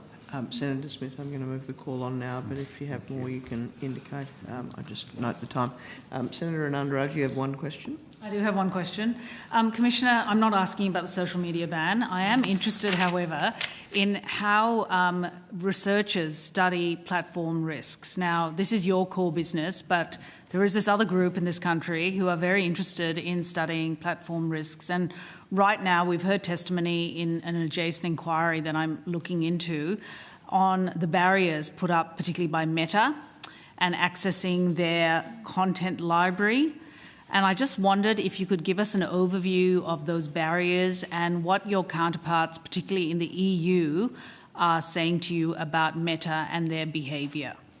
Right. I mean, well, we observed that Meta had acquired CrowdTangle, which was probably one of the best research tools where you could see what was happening on platforms anywhere. And what they did was they sort of sucked it up and they deprecated it. So basically, they killed it. The platform libraries, we were talking about the Twitter and the APIs, and they removed that. They made it $40,000 to get access to the Twitter fire hose. So they've put it out of reach of people, and we've been talking to a number of researchers about this. The Digital Services Act in Europe does have some access provisions that we thought should be included in the OSA review to provide researcher access. From what I'm hearing in Europe, it's their access to research and the data on the platforms is not as robust as researchers were hoping. But this is a concerning trend where we need more transparency so we can hold them accountable, but companies are deliberately becoming more opaque. Thank you. Thank you. Thank you.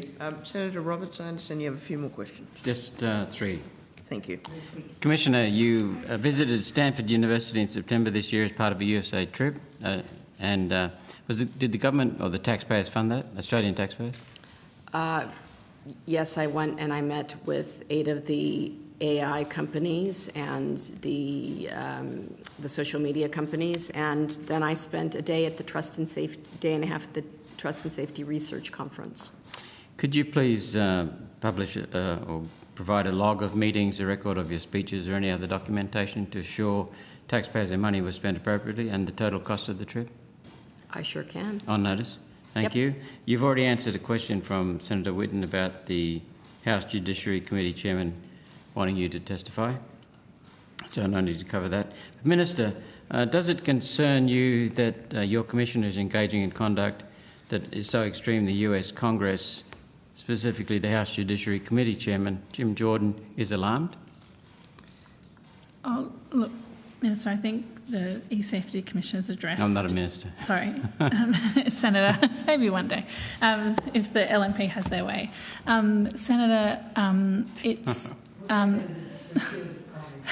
well, you never know. They wrote your net zero policy, so you never know. We are very proud of the reforms that we are undertaking. To be fair, I'm sure the Coalition was very proud of the steps that they took in terms of online safety when the e-Safety Commission was established. We, for the most part, we've had pretty bipartisan support for these types of reforms because they keep Australians safe. And the social media ban or minimum age will seek to keep our children safe. Incredibly important. I know you come in here quite often talking about the safety of children and wanting to keep harmful material away from them. If that is the work of the e-Safety Commissioner, it's open to other governments or other people in other parliaments to have their judgment of it, but from an Australian government point of view, we are very proud of the work that she does. Commissioner, you said earlier on roughly these words, you've never claimed to censure the net globally. Why do you think people think this?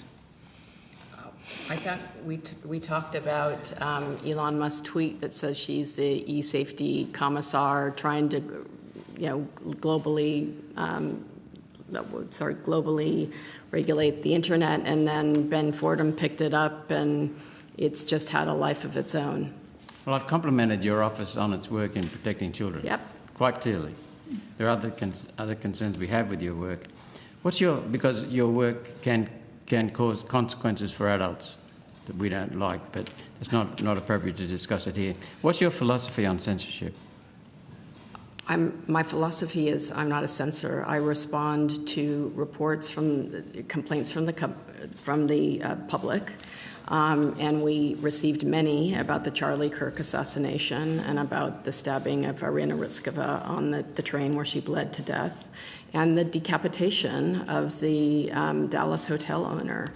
If you think that that's overstepping when, that's something that's highly damaging. No, I didn't say that, but I was wanting to know your thoughts on censorship, that's all. My thoughts on censorship? My thoughts on censorship. Well, what has been helpfully built into the Online Safety Act is we're not regulating for political speech, for commentary.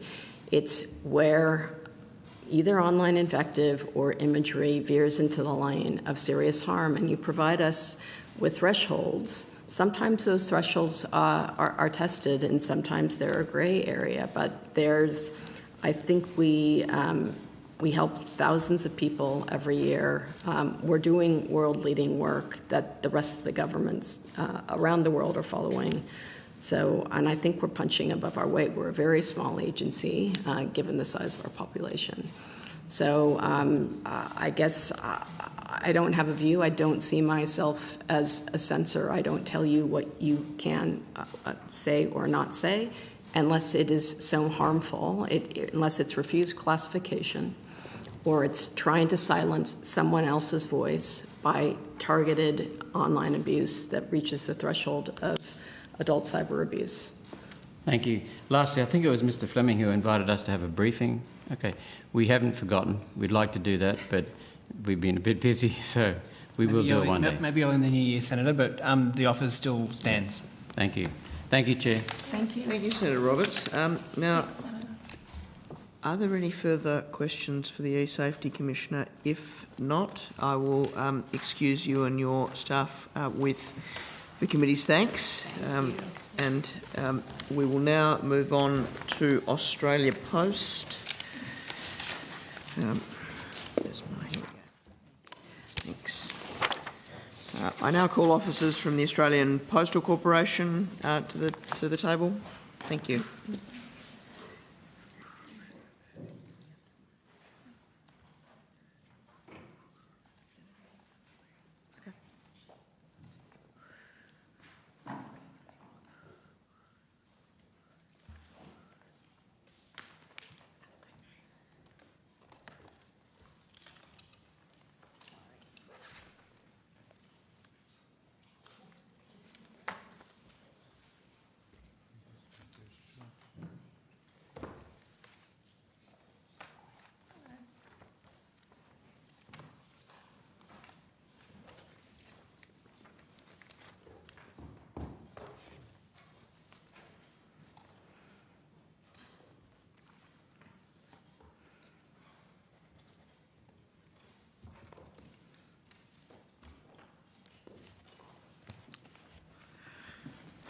Right.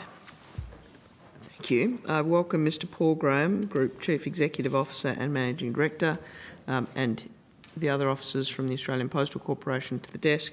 Do you wish to make an opening statement, Mr. Graham? Given the hour, I would ask if you do that it be relatively brief. I will make it as brief as possible. Thank you, Chair. Thank you, Chair and Senators. My name is Paul Graham, Chief Executive Officer and Managing Director of Australia Post.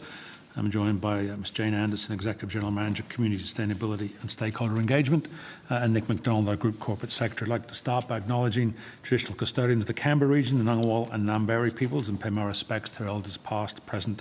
I'd also like to thank the committee for the opportunity to provide this opening statement. As I appear before you today, Australia Post team members across the country are working day and night to collect, process and deliver a record number of parcels following the recent Black Friday and Cyber Weekend sales. Australians have embraced e-commerce, with Black Friday now our single biggest retail event nationally. Last year during peak, we delivered nearly 103 million parcels, and we are on track to surpass that in 2025. We've been planning for peak all year, focusing on increasing our capacity and improving our services. I'm immensely proud of how Australia Post comes together to support customers and each other every peak, be it in our delivery network or our community post offices. This is especially true for the hundreds of thousands of Australian small and medium online e-commerce retailers. This year we recruited over 3,700 seasonal team members to help in key roles across our facilities, retail network and customer contact centre. Additionally, as part of our One Team programme, our support team members have signed up for 2,500 shifts in the front line. We're nearing the end of our post-26 strategy. We've made significant progress during this time. We've achieved key modernisation reforms and rolled out a new delivery model. We've negotiated new bank at post deals with all major Australian banks and implemented a new state-of-the-art point-of-sale system across our retail network. We've simplified our business and rolled out our AP Way culture program across our workforce. Put simply, we are focused on delighting our customers and community while building a more financially sustainable business.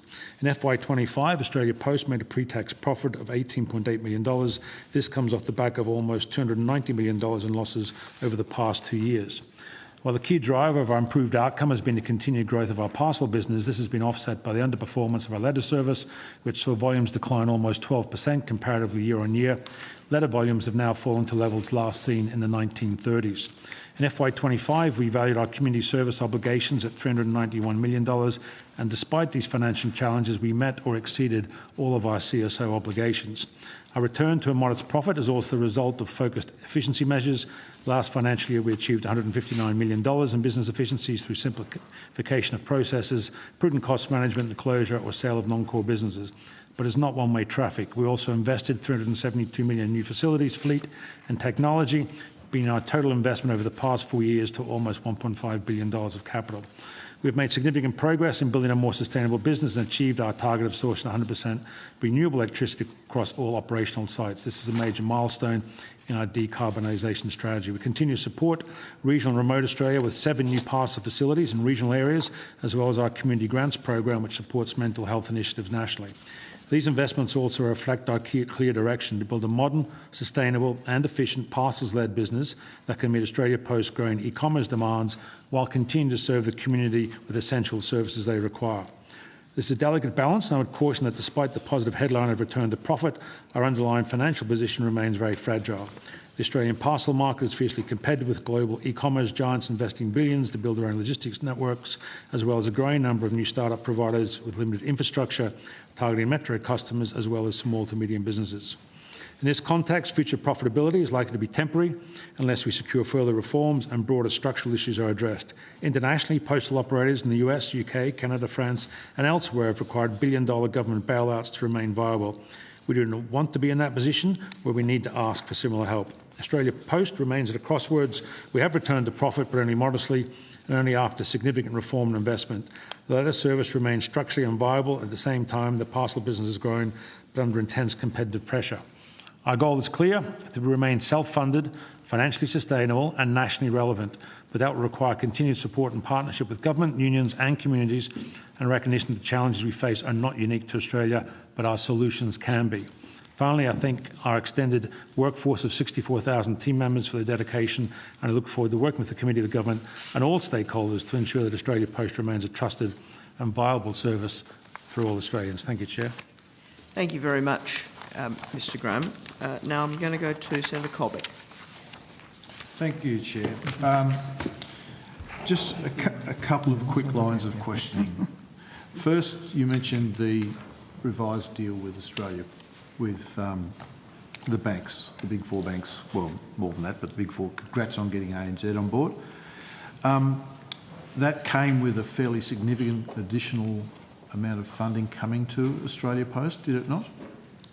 Correct, Senator. We had made it clear in previous estimates that the original deal that was signed for Bank of Post was not a financially attractive deal for Australia Post or its licensees, who provide the vast majority of our Bank of Post services.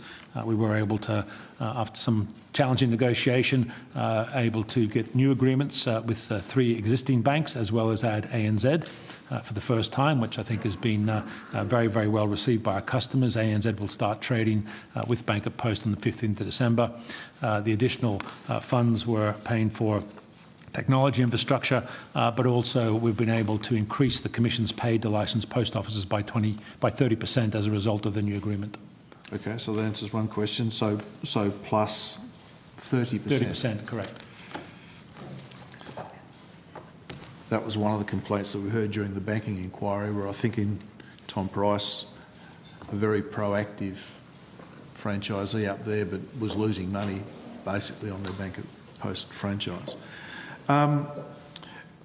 What conversations are you having with the banks with respect to additional services and capacity? And I'll give you a couple of examples.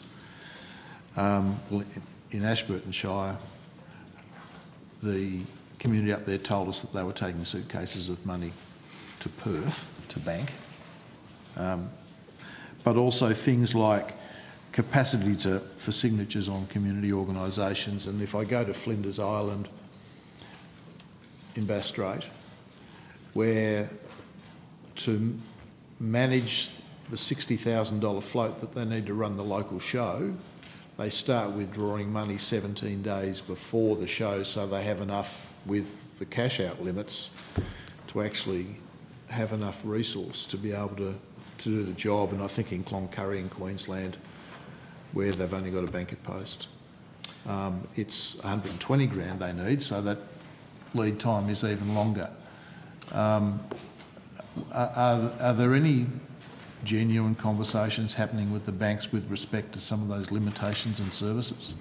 Thank you for the question, Senator. Yes, we've had and continue to have ongoing discussions with the banks. We are happy to provide a broader range of services, provided they are obviously adequately funded. Obviously, there's a restriction in relation to some of these services because of the nature of them. We are not trained bank tellers or financial experts.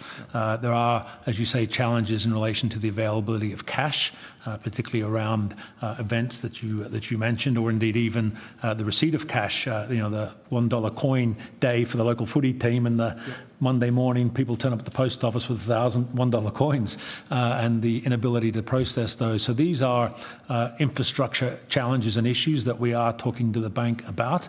And again, the view that we have continued to support is that we are open to having conversations to provide more services, but obviously any infrastructure that is required to do that needs to be funded by the banks. Things like signatures on accounts is a challenge. We've had instances where a coffee shop owner, one goes on a holiday, there's 2 signatures in the account.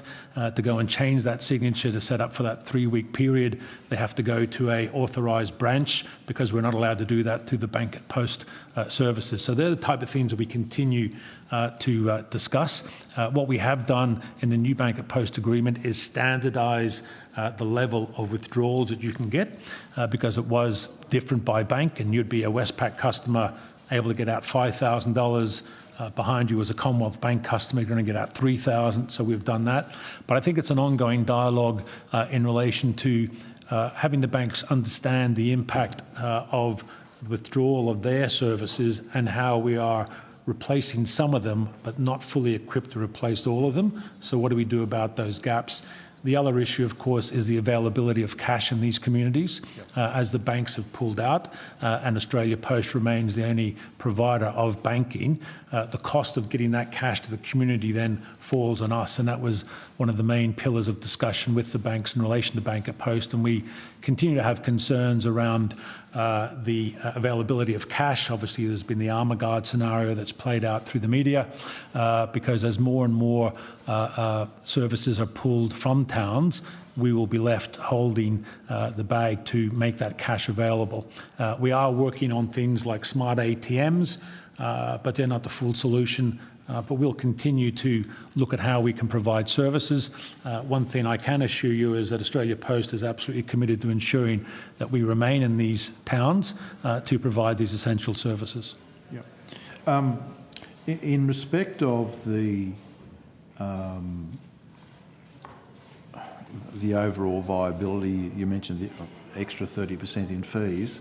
What's the feedback from your franchisees in particular with respect to how that impacts on their viability?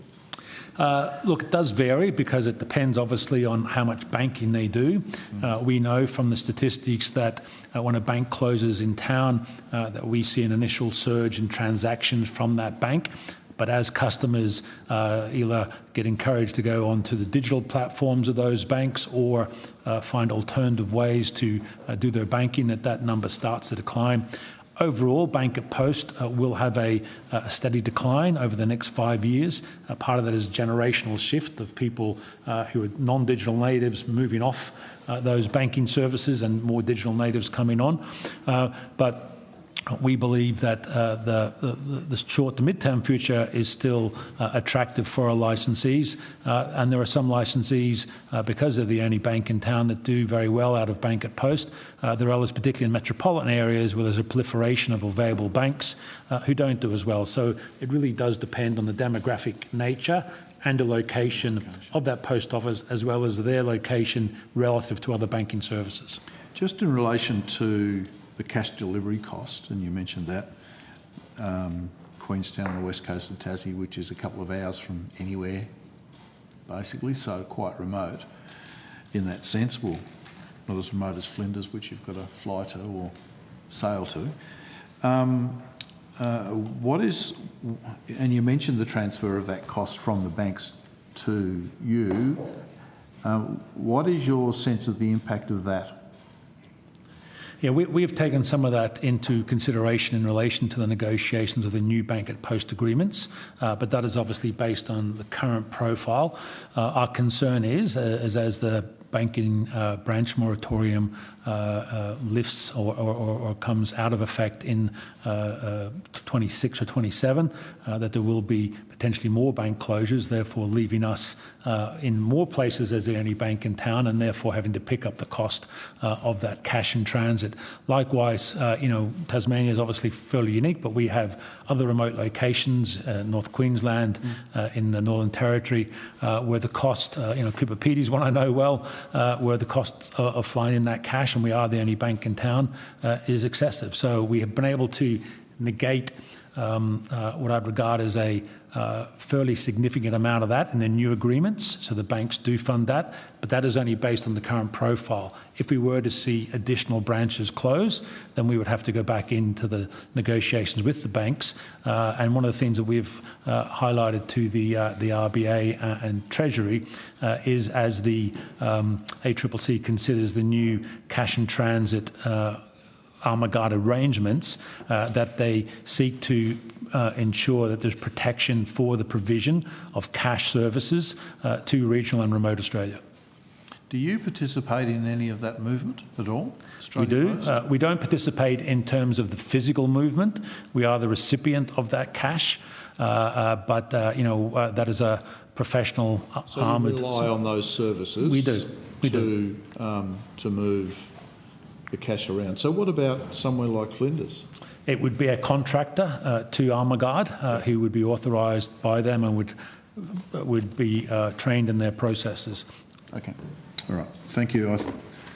I wish you well with those negotiations. I want to go on to another topic now, and that's illicit tobacco.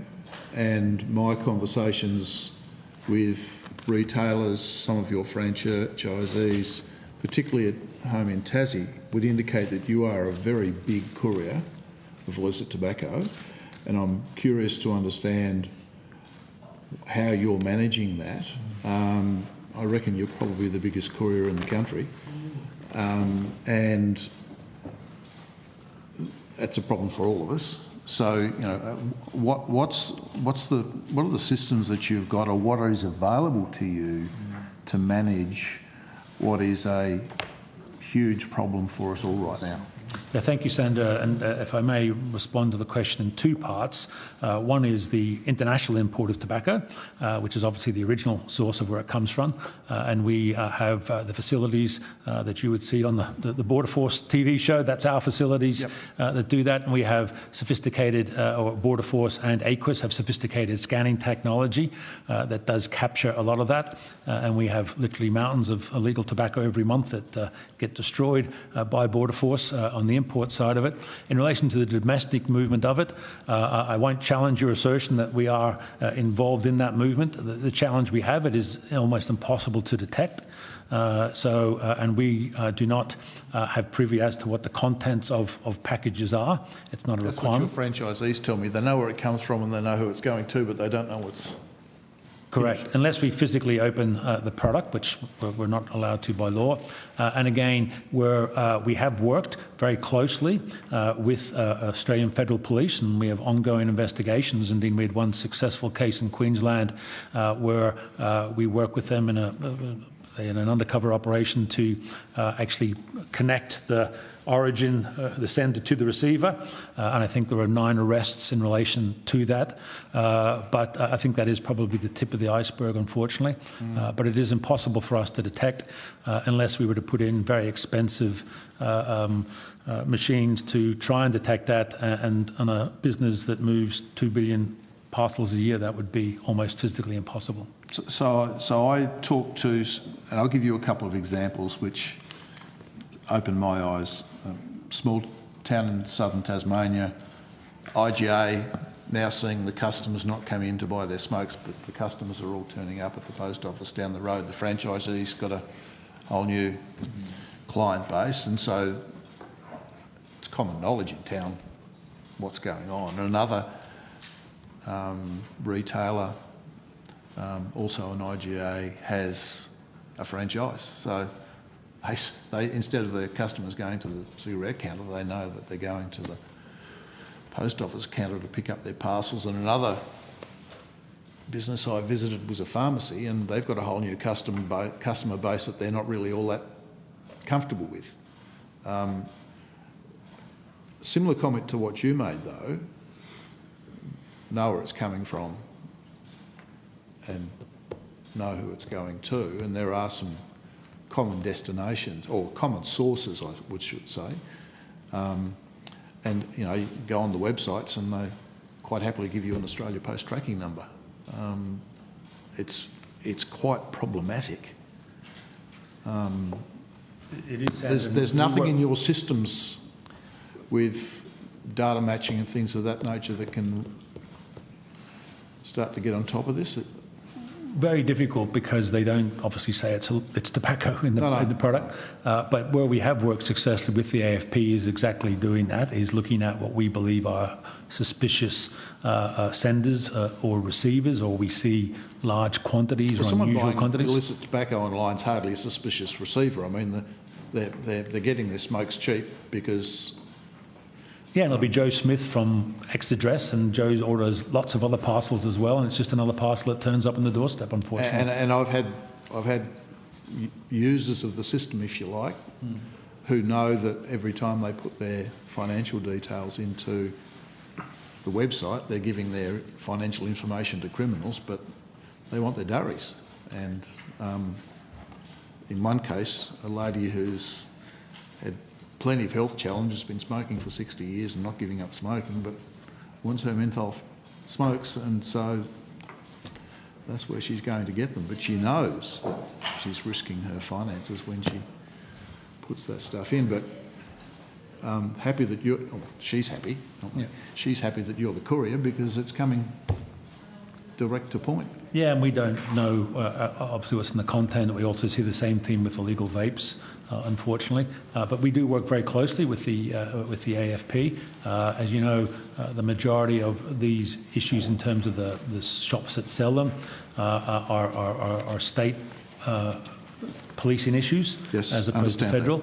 And in my own neighbourhood, I've seen a proliferation of tobacco shops that look very shiny and bright, but don't look like they do much business, but they obviously do enough to exist. And it is a common theme around neighbourhoods, and indeed a common challenge we have. But unless we were to invest in very sophisticated equipment in every one of our 600-700 facilities, our ability to detect what's actually in the parcel is virtually impossible. Okay. I'll leave it there. Thank you, Chair. Thank you, Senator. Thank you, Senator Colbeck. Senator Hume. Thank you, Chair. I've got some questions about Bank at Post as well.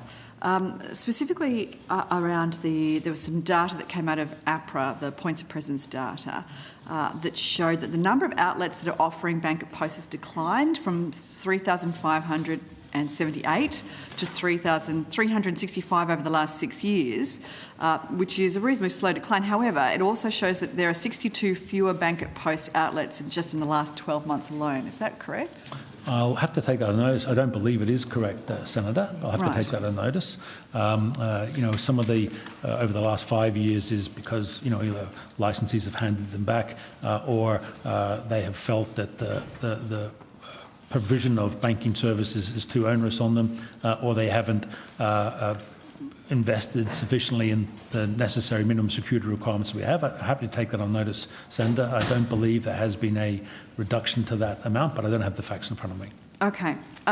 Is there a reason why APRA's data would not be accurate?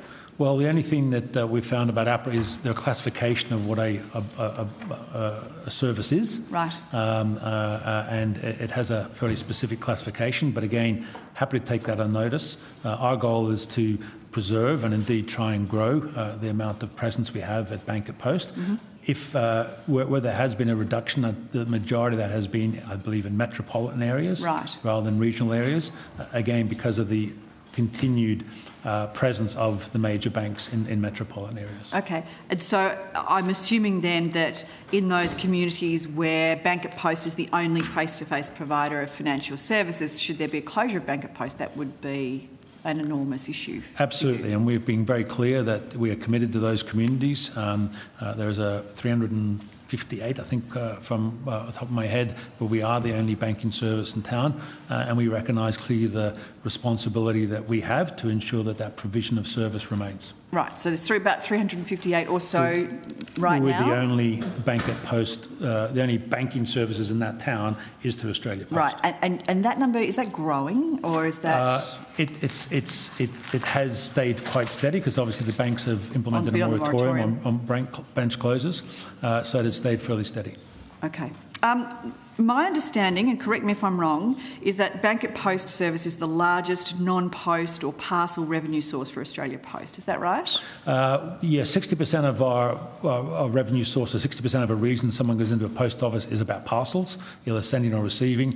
20% of the reason would be for what we call bill pay or banking services. Yep. And we can provide a distinction on that, but it is financial transaction. We do have a large bill pay service. Someone puts electricity bill across the counter. And then 10% is basically passports. And the other 10% is a long trail of many, many different small services, many of which are being digitised. Okay, so just so I'm clear in my head, what proportion of your revenue comes from providing Bank at Post? A very small proportion, Senator. We paid last year $608 million in commissions to our licensed post offices. The portion of that relates to Bank at Post would be somewhere around 10% from memory, but again, I can happily validate that. We are at almost $10 billion business, so it's a very small proportion of our overall revenue base. Okay, because my understanding is, and again, correct me if I am wrong, that Post receives a fixed fee component from the banks called the community representation fee and a variable fee per transaction. Is that right? That's correct, yes. Okay. And is it correct that that community representation fee is specifically to pay for the capex that's needed to deliver Bank at Post, so safes and security and that sort of thing? It's for a number of things. It's for compliance, and obviously we've got a very onerous compliance regime in relation to Bank at Post. It's for the technical infrastructure, where we're interfacing to over 83 banks or financial institutions. It is for security and other infrastructure needs that are required as part of our commitment on Bank at Post. Okay. And have Australia Post and the banks... Obviously, you said that they've recently finalised new contract arrangements. Is that right? Did I hear that correctly? That's correct. Yes, right. We had long-term contracts, and we felt that they were not fit for purpose, and we took it upon ourselves to renegotiate those contracts with the banks. Those contracts were all signed in the last 60 days and have been implemented, which is why we end up with a 30% increase in commissions to the licensees. The last bank to go live is ANZ, which will happen in the next 2 weeks. It's taken them longer because obviously they weren't part of Bank at Post, so we had to build the infrastructure to connect into their systems from scratch. Okay, so I heard percentages in there, but I just want to get it very clear in my head. How much more funding is Australia Post forecasting as a part of those arrangements? It's difficult to ascertain, Senator, because it all depends on the transaction volume. Right, okay.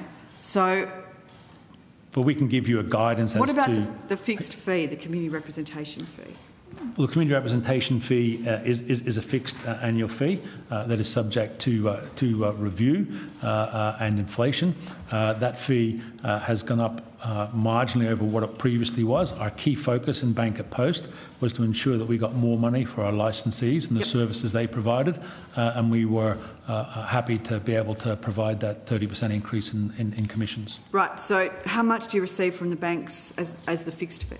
As the community representation fee? The fixed fee is in the region of $70 to $80 million. Again, it's got some variability to it, depending on number of transactions and other infrastructure. But that is a fee that pays for a significant amount of cloud infrastructure and other infrastructure that is part and parcel of the commitments we have to make at Bank at Post. Right, okay, so there's that part of the infrastructure. You pass on, is it a pro-rated fixed fee component to the LPOs? No, they pay none of the infrastructure. Right. So we fund all of that. That's why we have it as a community representation fee. So for that fee, the banks get access to our total network. The licensed post office get that infrastructure through our Post Plus system as part of their license agreement and their representation of Bank at Post, and then all commissions on Bank at Post in relation to the transactions they do get paid directly to them. Okay, so what proportion then of that revenue that Australia Post receives from Bank at Post is then passed on to the LP? 100% of all the commissions goes through to the licensees, Senator. Okay. All right, so of that 70 to 80 million, let me just get this straight in my head. The 70 to 80 million, what proportion gets passed back to the LPOs and what proportion do you use for CapEx? Majority of it is in CapEx and infrastructure, and it is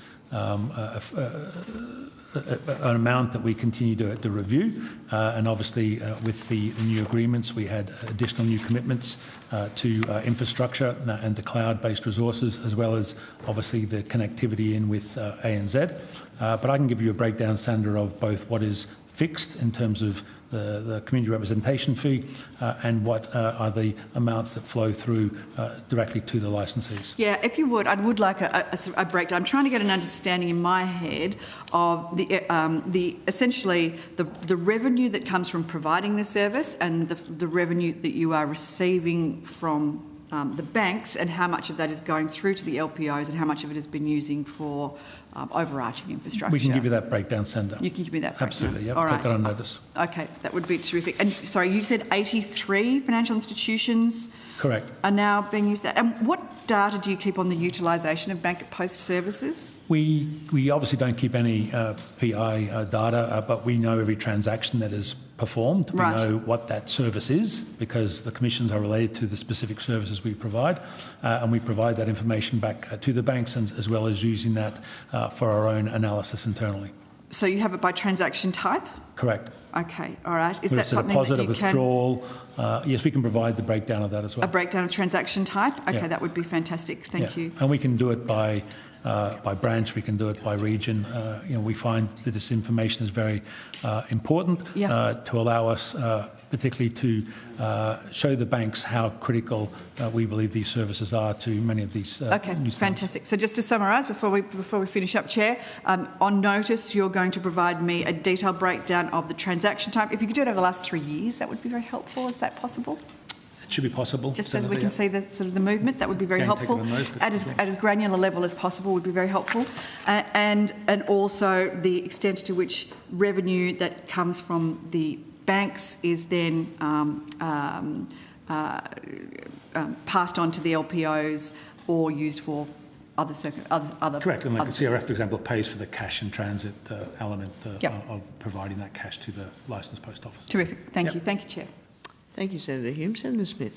Thank you very much. Good evening to Australia Post. Can you quantify for us, perhaps over the last 5 years, the volume increase in the number of parcels that are coming to Australia from China? Is that information that Post collects? Senator, I have to take that on notice. We obviously have details of parcels that move through what we call our post-to-post service, so where we have China Post sending us parcels as Australia Post as part of the Universal Postal Union arrangement that is a global arrangement. We know some of that information and some of those parcels flow through into our parcel network, but I'd have to take on notice. I don't think we'd have the level of detail you would require. I think Border Force may keep that data in more detail than what we would. Our focus primarily is on the domestic distribution of parcels.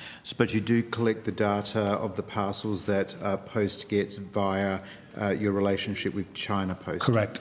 Perhaps then that will be enough for the time being. Just over the last 5 years, that would be. What I can say, Senator, is that there would be a substantial increase. Yep, I'm expecting that, and I just want to be able to sort of quantify what that substantial increase is. And you mentioned the Universal Postal Union. So how does how does that relationship between the UPU and Australia Post work? We are a member of the UPU, and indeed, just as an aside, we were just acknowledged by the UPU at our last Congress as one of the top 3 postal service providers in the world, so happy to give the team recognition for that. It is a long relationship that involves most of the postal operators globally. They act as the sort of United Nations of the postal service, if I would describe it as that. So partially effective. Well, what their job is to set global policy. Who has the veto power? They set global policy in relation to the relationships between the postal operators. They set frameworks around the charges and tariffs that we apply for the delivery of mail and parcels, and likewise the charges that we then pay as Australia Post for the delivery of mail and parcels in other postal geographies. So are the policies, frameworks, fee arrangements of the UPU mandatory? Are they compulsory arrangements? Or what flexibility do you have to maintain some, using your UN analogy, some sovereignty over your decision making? Thank you, Senator. For my understanding, and again I may refer to Mr McDonald, who's more of an expert in this than I am, but it is a government commitment that we are a signature to the Universal Postal Union Charter, which then governs our inclusion in relation to that. But Mr McDonald, perhaps you could comment if you have more knowledge. Yes, thank you, Mr Graham. Nick McDonald, Corporate Secretary, Australia Post. Mr Graham's correct in terms of there being strict governance of those international arrangements, and terminal dues are set at an international level, so they are generally not open to negotiation in the way that commercial arrangements are. So we have both an international postal stream and a commercial international stream. So it's those commercial arrangements that are open to negotiation. Are we successful negotiators? Our international business our commercial business is growing well, and we're very happy with the position that is in. As Mr McDonald said, the UPU ones are fixed, and they are skewed towards supporting generally developing markets to grow their mail and parcel business. But we have a strong relationship. In fact, Australia, as part of the last Congress in Dubai, was appointed to one of the oversight committees that sets policy in relation to future UPU negotiations. So that will give the Department of Communications, who represents Australia in relation to that, some influence over those future UPU policies in relation to the various negotiations that take place. So, given what you've just said, is it correct to say that Australia maintains its sovereignty over customs policies and rate settings as they relate to the UPU? Senator, I would say that we are part of a universal postal union. We are signatory to that charter. That charter sets out some rules and guidelines as to how the members of that specific group engage. We are satisfied that the ability for us to set pricing that reflects our cost of service is adequate, and at the same time, when it comes to duties or taxes, that is a sovereign matter for each individual country. There is the provision of duties and taxes versus what we provide is the provision of the delivery service for parcels and mail. So when we think about President Trump's Executive Order 14324 and the impact that had over postal services, and the United States is a member of the UPU, President Trump, the American administration was able to do that because they maintain some sovereignty over their customs settings and rate settings. Is that correct? That's how that was permissible? Correct. So they didn't adjust the UPU rates for providing the service. What they did was they removed the de minimis, and therefore goods that were previously non-taxable and non-dutiable became taxable and dutiable. What is the status of that matter? Well, we responded by working day and night, frankly, and expending millions of dollars to build a digital platform that interfaces with one of the approved US government collectors of duties and taxes, a company called Zonos. So that was operational in September, in advance of the time that we advised. And that allows customers to come onto our normal portal to export products to the USA. They put in the description of the product, they put in the value, and the system automatically calculates duties and taxes and basically takes that money from them and then remits that to the US Customs Service. We had, during the lockdown period where we weren't providing our mail service to the USA, we still had a commercial product that was ongoing. It was not impacted by that. It was more expensive, but we're now happy to report that all our normal postal-to-postal services, which are part of the UPU agreement and are actually cheaper than the commercial product we offer, have been fully restored for all exporters to the USA. Great.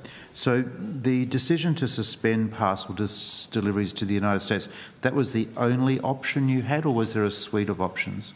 We believed it was the only option that we had because, as you may gather from the history of that order by President Trump, it had been indicated that it would be implemented 2 previous times, and it was not. So we had to be absolutely sure that this time it was going to be implemented, working with the department and also DFAT, where we were assured that this time it was going to be implemented.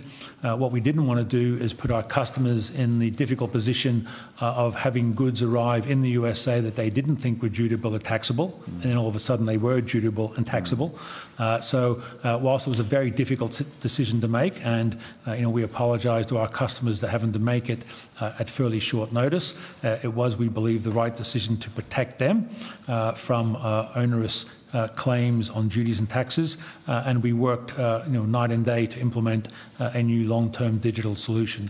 But we were one of 180 other postal jurisdictions that were put in the same boat, unfortunately. So you consulted with the Department of Communications and the Department of Foreign Affairs and Trade around that matter? Correct, we did. Okay. Was the matter raised by the Prime Minister in his meeting with President Trump? I'm unaware of that, Senator. Have you asked the question of DFAT? No, we have not. And nothing's come back from DFAT in terms of no, whether not, it was not to my, certainly not to Australia Post, Senator. No. Great, thank you very much. Just turning finally to the Productivity Commission report into competitive neutrality and Australia Post. There are 2 particular, and this relates to UPU matters that we've touched on.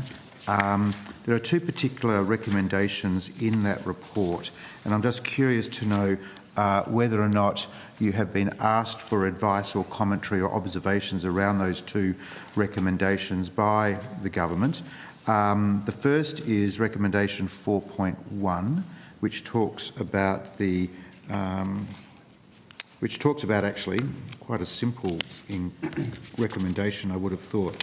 Recommendation 4.1 says that the Treasurer should call a public inquiry to certain areas of CAPEC, CAPEC's, complaint against Australia Post. So this goes to the competitive neutrality issues. Have you been asked to provide any advice to government on that? No, Senator, not specifically, no. Generally? No, not that I'm aware of, Senator. The second recommendation is 5.1, which is at page 62. And it goes to Australia Post's community service obligations should be funded directly from the budget. Is that a matter that you've been asked to provide any advice on to government? No, Senator, it's not. As you know, we are self-funded. We are one of the few postal organisations in the world that is self-funded, and we wish to remain that way. Thank you. Minister, on notice, could you provide me with some information in regards to what is the status of the Productivity Commission's report on Australia Post, Australian Government Competitive Neutrality Complaints Office? I understand it has been presented to the Treasurer, and because it goes to Australia Post matters, I'm assuming You can let me know if I'm wrong on notice. I'm assuming that the Department of Communications might have been, or may not have been, asked for some advice. So on notice, could you inquire and provide us with some information about what is the status of this in the context of the Department of Communications advice to government or deliberations? That would be great. Thank you. Thank you very much. Thank you, Senator. Thank you, Senator Smith. Senator Roberts. Thank you, Chair. Thank you for appearing again. To confirm some numbers, please. You have a service guarantee that requires 4,000 outlets with 2,500 in rural and remote areas. You currently have 4,118 outlets, of which 2,523 are in the bush. Only 23 closures to go. Are these figures correct? They are correct, Senator, yes. Thank you. Who signs off on the closure of an outlet? Is there a closure committee? Is there a written process? Is it just a single person who signs off? No, there's a very detailed process, Senator, that we undertake, and obviously any decision to close a post office we recognise is a difficult one. We have a detailed process of evaluation of what other services are available in that particular geographic area.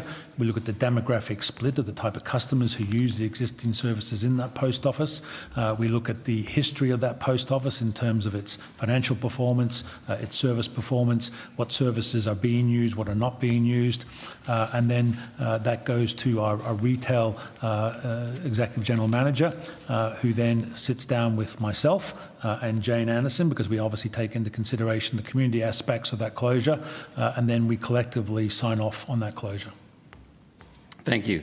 With many licensees ageing out, selling the business is their way to fund their retirement. Have you ever prevented the sale of a post office as an ongoing business in order to facilitate its closure? No, Senator, we have not. What I have communicated before at Senate estimates is that we did implement a voluntary buyback program where we identified licensed post offices in metropolitan areas that we believed were struggling financially because of the significant overlap of post offices in metropolitan areas. This buyback program was fully supported by both licensee organisations.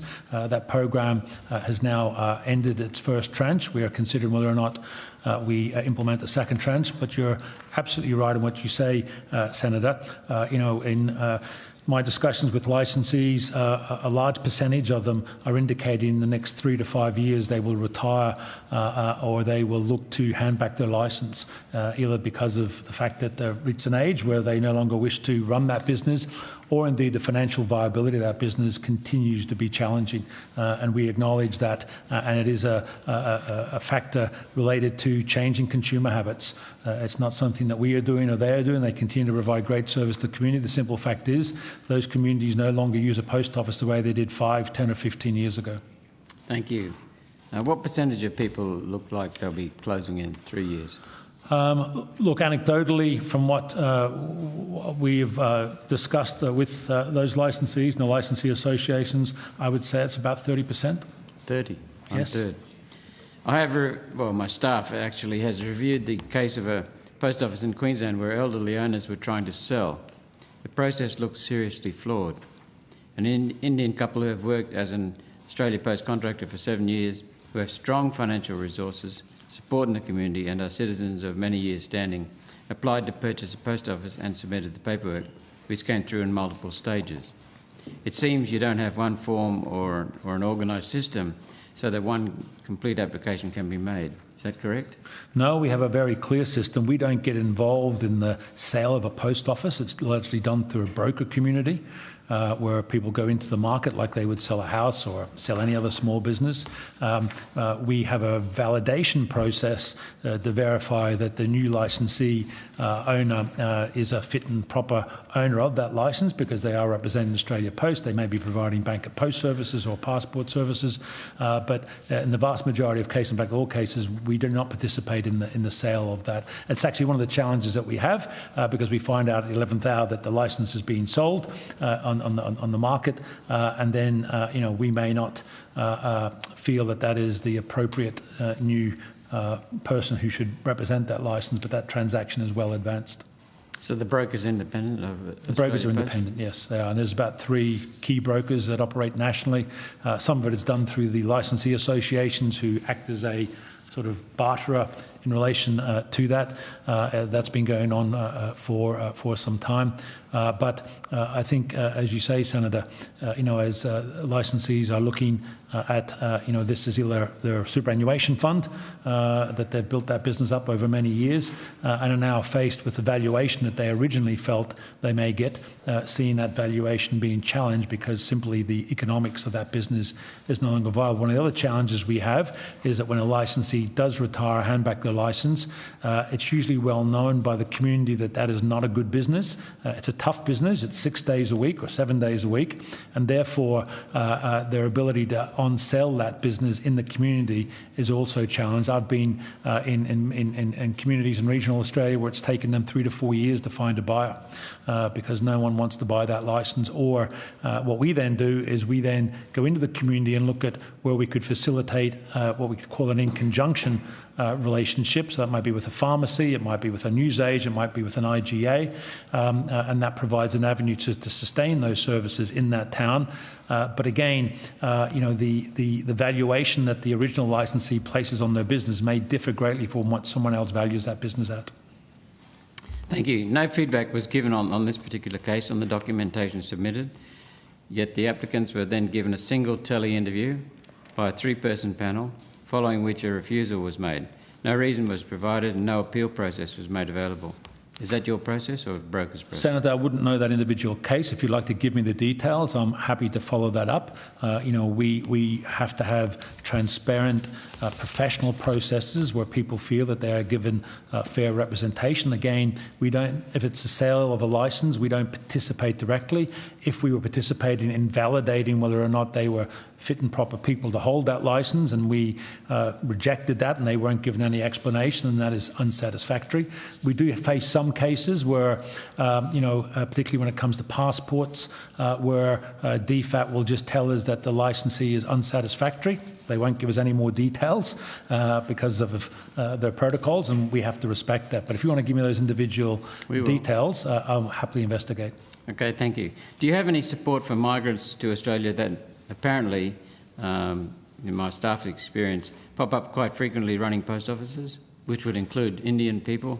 If so, why was the process to have the applicant unsupported in the interview at your end? Well, again, I'd need to know that individual case. Look, we have large, with 3,700 licensees. We represent a broad church in relation to those licensee holders. We have large groups of people from the Indian continent, either people who have immigrated or people who have been born here. Likewise, we have large coteries of people from China, but also many other ethnic origins. We're a broad church, and I think Australia Post is in every community, and therefore we represent the Australian community in terms of the profile of our licensees. Yeah, the Chinese and the Indians and so on have a pretty good sense for business. Well, I think, they certainly make up a good portion of our network, but, our job is to provide the support so that all our licensees can be successful. But we are, unfortunately, treading water or pushing against the tide simply because consumer habits are changing. Well, thank you for the offer to look into this directly, because my constituent deserves a better answer. Look, and we're looking for good people to come and run our post offices. It's a difficult task to get people interested, and if we've got people who have got good skills and are interested in running what we believe is a viable post office, then we would welcome them with open arms, provided they pass obviously the protocols that are put in place, but I'm happy to investigate that particular case. Well, I'll just put a little plug in. You have got the largest retail network in the country, apparently. We have. It's easier to buy a stamp than it is to buy a loaf of bread. We've got more post offices than there are Woolworths, IGA, Aldi and Coles combined. Your fiscal year 2025 annual report shows a pre-tax profit of $18.8 million, below the $42 million target. Despite this, total executive short-term bonuses nearly doubled from financial year 2024, rising 95% to $6.8 million, with the overall executive wages bill up 34% to $7.8 million. Minister, your executives paid themselves more than a third of your profit, a lot of that in bonuses, while licensees are struggling to keep the doors open. Is Australia Post having a lend of taxpayers? Well, that is a question for Australia Post. We don't set the rates of pay, but they can probably answer that for you. I'm happy to take that question, Senator. Some of the numbers you mentioned are incorrect. They reflect people who, had full year pay last year and didn't have full year the previous year. However, we had a strong year in relation to hitting the targets that were set by the board. Our remuneration is made up of two components, a base salary and an at-risk component, which is what you refer to as the bonuses.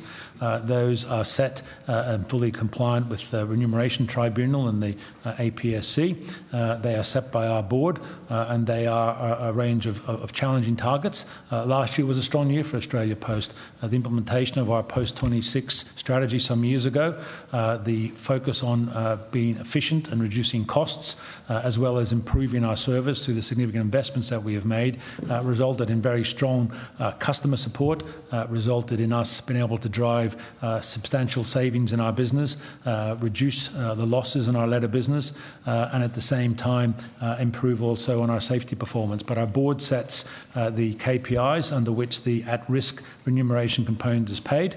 This is a variable component. It was higher than the previous year, partly because we outperformed the targets given to us, and partly because we had a full year of payments to executives, some of which were not on the payroll the previous year.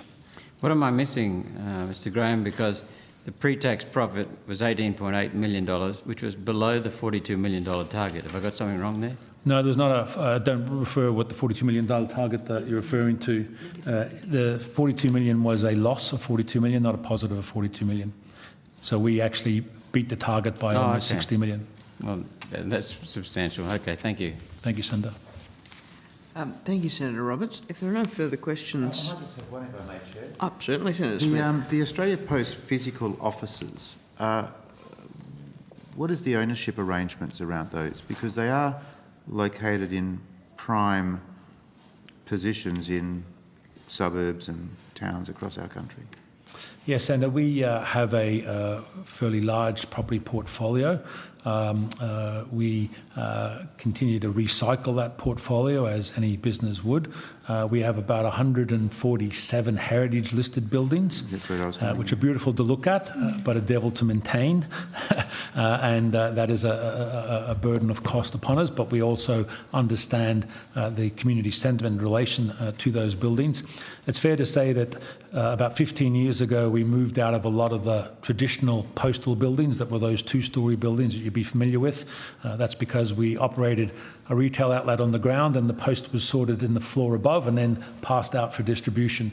We then moved into shopping centres and much smaller formats, and now, of course, the parcel boom has hit and those post offices are too small. So now going back to larger postal formats where the front of house is small and the back of house is much larger to cater for the parcel business. But we have a mixed portfolio. We have investment properties that are ones that we hold on the books because we believe they are worth holding on to.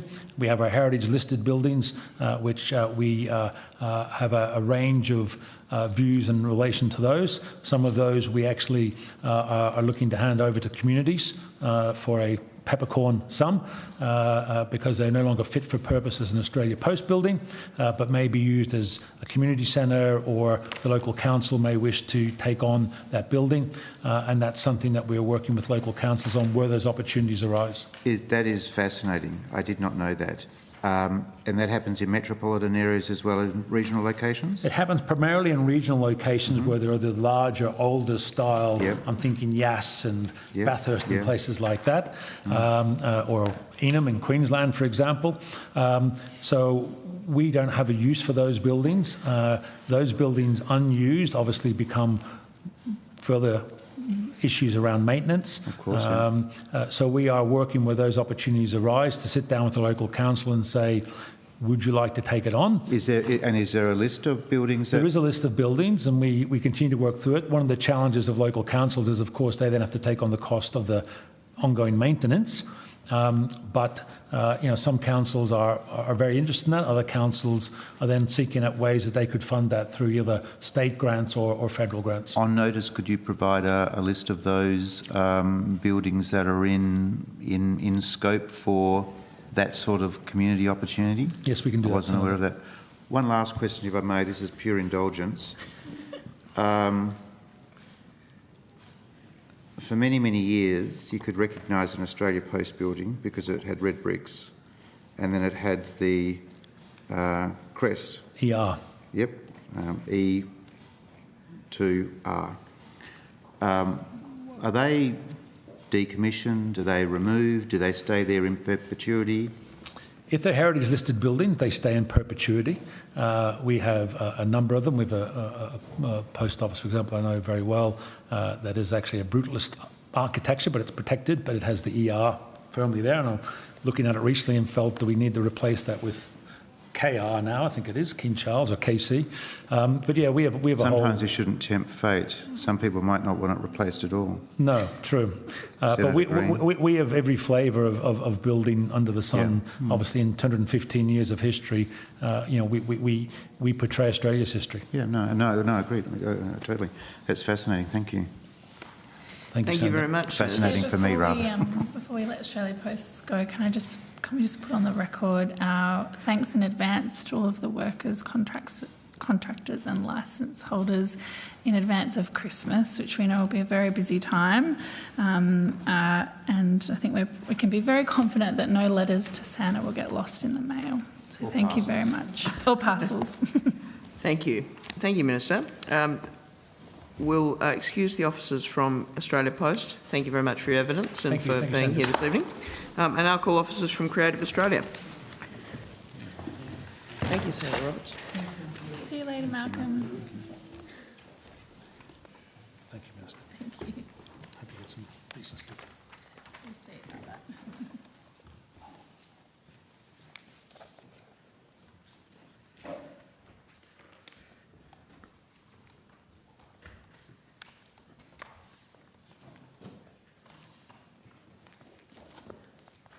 The number of people that come to me in the community building.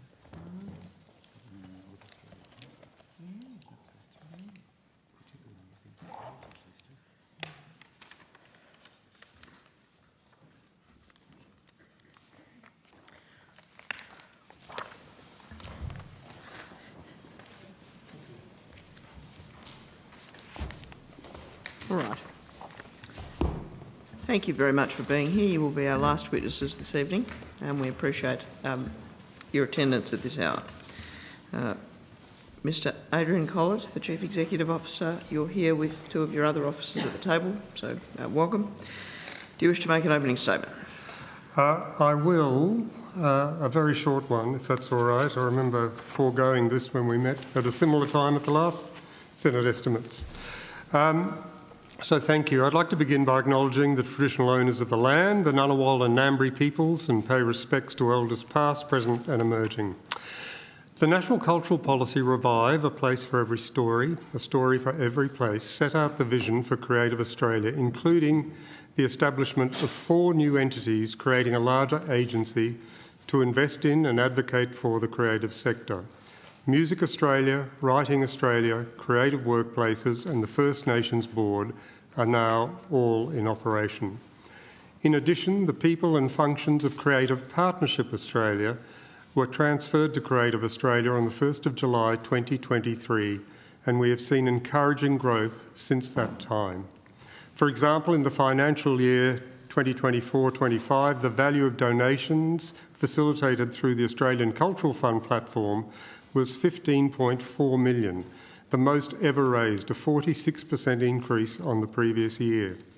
19,869 donations were received, an increase of 21% on the previous year, and 262 of those donors gave more than $10,000, up from 2,002 donors the year before.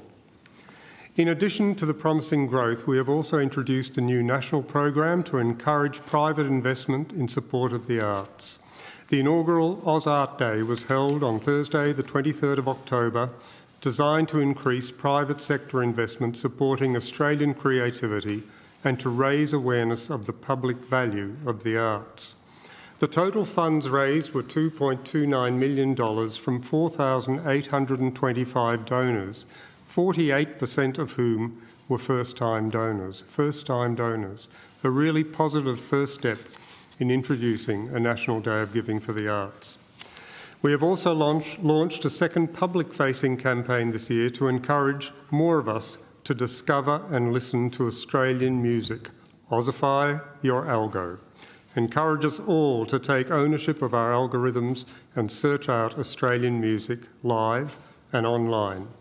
We know that Australian artists make up only 8.4% of the top 10,000 artists streamed by Australians, with drops in the number of Australian songs in all music rankings. Music Australia launched the Ossify campaign on the 1st of November to coincide with Australian Music Month, to encourage more engagement with Australian music, attendance at Australian music gigs, and to have a conversation about how important it is to actively support Australian music. Creative Australia has always invested directly in artists and creative organisations.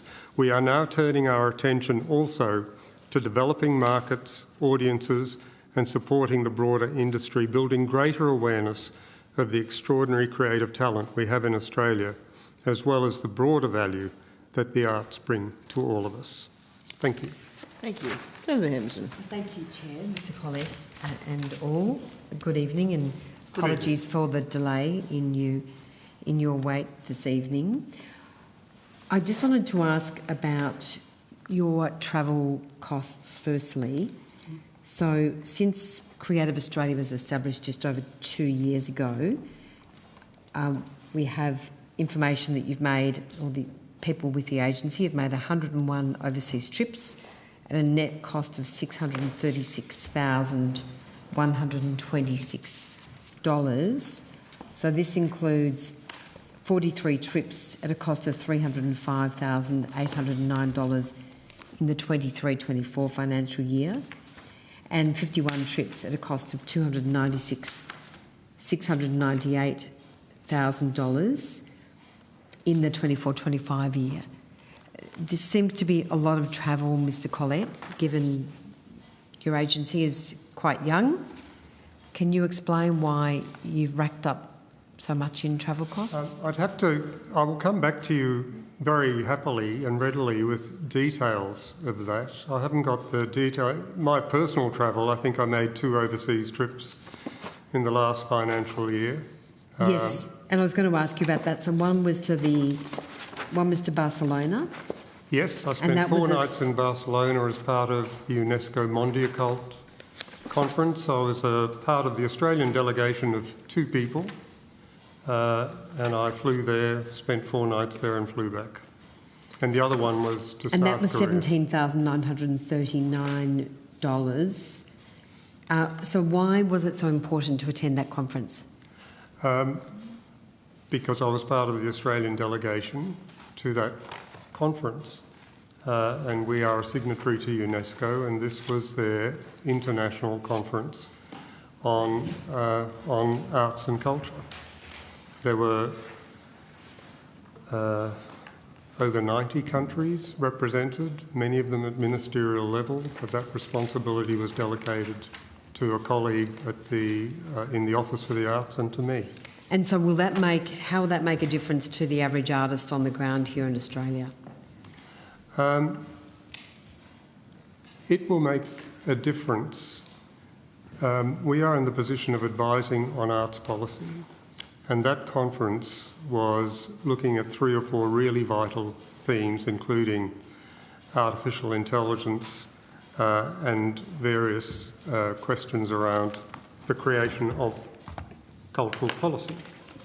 So part of our job, of course, is to advise both the department and the minister of the day on thinking around future cultural policy, especially as the next iteration of our national cultural policy comes into view.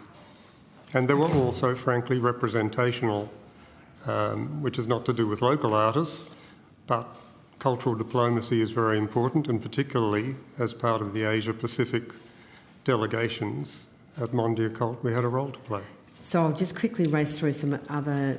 There was another trip that you took $26,651 for 4 days to, and that involved 3 people to Korea. the World Summit on Arts and Culture. You flew business class. I imagine that's within the rules, of course. Again, why was it necessary to go to that conference? For two reasons in my case. This was an international summit hosted or created by the International Federation for Arts and Cultural Agencies. We are a member of that federation. I'm on the board of that federation, and it is usually a triennial, this time a biennial conference to fit in with the calendar of South Korea. And it is a place for exchange of ideas and discussion of major issues to do with the international arts sector. I mean, arts dollars and arts funding is, very much sought after in this country. So these questions are obviously important. How many trips is Creative Australia planning, international trips, this coming year, financial year? We don't have that information, but we'll certainly get it for you. All right, if you could, that would be great. I want to move to Creative Australia's financial support to the Sydney Biennale. How much is being provided by the Commonwealth? I would have to take that on notice, Senator. Can I ask about Emirati Princess Hawa Al Qasimi of the United Arab Emirates? She has been appointed Artistic Director of the Sydney Biennale by its President Biennale, Barbara Moore. So just a few months earlier, Princess Al Qasimi appointed Barbara Moore as the Vice President of the International Biennial Association. Yep. Princess Al Qasimi is the President of that association. There just seems to be a lot of intermingling here. We have absolutely nothing to do with that decision. Absolutely nothing. And I think you'll find, but I don't want to in any shape or form mislead the committee at all, but I think you will find, and we will get the information for you, that our funding of the Biennale is of some individual artists and individual programs. It is not a core funder of the Biennale itself. All those decisions are made by the Biennale, but we will get you that. Thank you. If you could, I'd be grateful. And certainly we have nothing to do with the appointment of their artistic director. So you don't have any concerns about that arrangement? Well, that's entirely a matter for the Sydney Biennale. As ever, we are investing in programs and artists that we think create excellent and good art. So last week, Michael Bailey reported in The Australian that, and I quote, the Emirati princess and pro-Palestine activist, Princess Al Qasimi, who is directing the Sydney Biennale, has called in one of her family companies as a major sponsor of next March's festival after Mirvac pulled out and the event struggled for other corporate backers. Do those arrangements concern you? I read the same article. We are not responsible for the Sydney Biennale. You would have to ask them about those arrangements. Our funding relationship with them, I am very certain, is around funding certain programs, but we are not responsible in any shape or form for operational funding of the Sydney Biennale. But given Creative Australia's role in the artistic funding community... individual artists or programs. So why is it that an Emirati royal family is now providing this money and the artistic control of one of Australia's major festivals? I hear what you say about the Sydney Biennale, but as obviously a leader in the creative arts in this country, does that arrangement concern you? I don't have an informed view of it at all. I don't have an informed view of it. It's an arrangement between the Sydney Biennale and that family. You are running one of the leading cultural organisations in this country. The Sydney Biennale is a very significant cultural event and organisation. Are you concerned about foreign influence in the arts?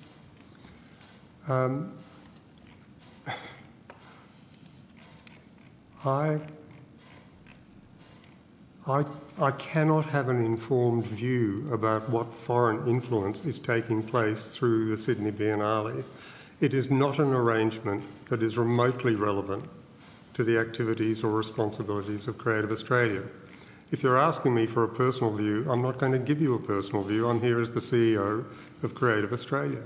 But you're also here, obviously, the CEO of a leading cultural agency, protecting the arts and the integrity of the arts in this country. I'm the CEO of the federal government's investment and advisory body. And you implement national cultural policy. We do. So from that respect, that very important role that you occupy, your minister is also the minister responsible for foreign interference, and in his capacity as Minister for Home Affairs. Have these matters been raised or discussed at all with him? You would have to ask the minister that. My minister is the Minister for the Arts. Who is also the Minister for the Home Affairs? I know he is, but I have absolutely no line of sight or relationship to that part of his portfolio. All right, thanks, Mr. Collett. I just want to move to you to another issue, and that is to ask you about the work of the 11 Collective. Are you familiar with the work of the 11 Collective? I'm not familiar with the work of the 11 Collective. My only familiarity with the 11 Collective is what I've read in the media. All right, well, I want to ask... I know that we have funded artists who are part of the 11 Collective, but not because they are part of the 11 Collective. Well, I want to raise concerns about this because Creative Australia is providing extensive support to members of the 11 Collective. So I want to ask you about the peer review process for awarding grants and the intersection of personal, professional and funding decisions. So can I start with Khaled Sabsabi, who is the leader of the 11 Collective, who founded it in 2016. You're aware, of course, that he led the 2022 Sydney Festival boycott over the acceptance of a donation from the Israeli embassy. He has also signed the 2024 Venice Biennale boycott petition calling for Israeli artists to be deplatformed, and has referred to Hezbollah and terrorist leader Nasrallah in his artworks. You're well aware of that and that controversy. He participated in the 2013 Sharjah Biennial, and in 2016 received a production grant from the Sharjah Art Foundation, which is led by Princess Hor Al-Qasimi. He is, of course, also a board member of the Sydney Biennale 2026, for which Princess Al-Qasimi is the artistic director. He sits on the board of Create New South Wales Art Form. He sits on the Create New South Wales Art Form Board for Visual Arts. So, in light of all of these issues, can I ask if you have any concerns? I don't have concerns. I have a concern, as I did last time we had this conversation at a similar time in the evening, when people get named in this chamber and they're not here to provide context or provide an explanation of their statements, and the last thing I will want to do is to put words into their mouth, whether it's a very distinguished artist like Khaled Sabsabi, who has been recognised around the world for his work, or whether it's a number of other artists, or indeed, on past instances, a couple of my colleagues at creative workplaces. That's what makes me uncomfortable. Are you uncomfortable by some of Mr. Sabsabi's history, including some pretty toxic anti-Israel, anti-Jewish sentiments that have been echoed by this artist? Senator, I'm completely unaware of toxic expressions. Well, let me not put words in Khaled Sabsabi's mouth. Let me take something directly from an article, an interview in the Sydney Morning Herald when he was asked about this subject. And I'm only doing this because this is a matter of public record. I would never, ever argue something for someone else, for an artist. But what he said about boycotting was this: when I realised and was made aware that the Sydney Festival had received funding from the Israeli government, I decided to withdraw my exhibition from the festival program. The reason I did that was a matter of principle, to stand with the Palestinian people and their cause. It was as simple as that. And he went on, I do not support or endorse any form of terrorism, racism, anti-Semitism or Islamophobia. Every race, ethnicity and faith has the right to exist in peace. Those are the fundamental rights of every human being. When he says that, I believe him. What we are interested in and what we fund is his artistic expression, not his personal views on anything. But if you want his personal views, that is a direct quotation from him. Can I ask how much Mr Sabsabi has received by way of grants from Creative Australia in total? I don't have that figure. If you could take that on notice, that would be terrific. So the next member of the collective that I want to raise with you is Abdul Rahman Abdullah. He was, of course, forced to resign from the board of the National Gallery of Australia over anti-Semitic posts, and I understand described Australia as belligerent and bigoted. In 2020, he, of course, sat on the panel that awarded funding to Khaleb Sabsabi, and he personally also received significant grants from Creative Australia in the past, which I understand are in the order of $200,000. Is that correct?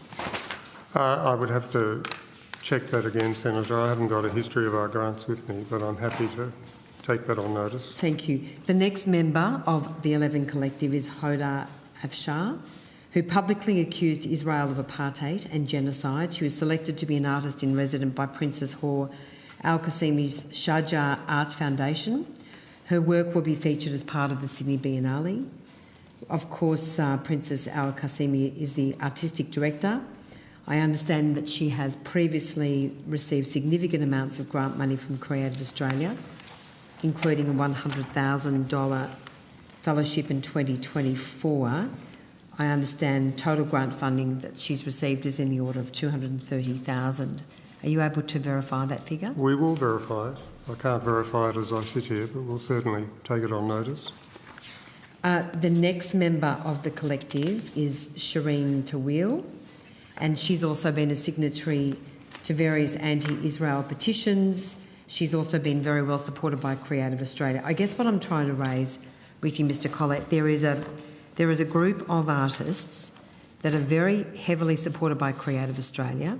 They work very closely together. They peer review each other's work. They support each other's grant applications. And I am concerned about the integrity of grants awarded under those circumstances. I've raised this with you before, and I raise it with you again in relation to integrity issues. There's so many issues in that. And you have raised it. So I say this with great respect. You have raised it in the past. But I would make the same point of principle as we had at our last conversation about this time in the evening, that our functions under our legislation is to support and advocate for freedom of expression in the arts. It's not about freedom of expression per se, which is a right we all enjoy, unless we are doing something which is considered essentially illegal, unless we defy the kind of legal structures that we have around freedom of speech. We do not take a view on people's personal opinions. If they are expressed personally, unless, as I said last time, if you or anyone else thinks that someone has done something which is illegal, please refer it to us, and even then acknowledge we have no investigatory powers. If we think there is substance in that case, we would have to do what anyone has to do, and that's refer it on to someone who does have those powers. The second point I would make, So just to cut in here, what I'm asking about is the integrity of the grants funding process, because there is enormous conflicts in the personal friendships and professional roles and funding decisions. So I have asked you previously about the peer review, who's on various committees which decide various grants. Minister, I appreciate. I'm just wrapping up. Yeah. So those those concerns have not been alleviated. And in fact, I think they're getting worse, Mr. Collett. So look, what I will do is I will... I'd love to be able to answer that question. Please do. Chair, no, yes. No, you must. You should be able to answer the question. Sorry, Chair, that's me. Mr. Collett, it is getting late. I'll allow you to answer that question and then we'll have to wrap up, Senator Henderson. We have very robust processes around our peer review. First of all, to put it in context, peers review and advocate decisions around about 10% of our total funding. So let's put that into perspective before we start characterising Creative Australia. The artists that you bring up, and they mirror what has been brought up in certain parts of the press, would be a fraction of 1% of what we invest in. Let's just use that in terms of context. The second point I would make is if you are using, as we are using at the moment, 645 peers in our pool across music, performing arts, visual arts, it's quite likely you've got a high degree of acquaintance between these people because guess what? They are artists and they are artist experts and they know one another. We have very robust conflict of interest processes around all our peer reviews. They must be declared and peers are disqualified from either assessing individual projects if they know people who are involved in those individual projects, or they are disqualified from the peer pool because they are subject to a EOI or a proposal for funding. And we are scrupulous about that and we keep records about it. We go as far as you possibly...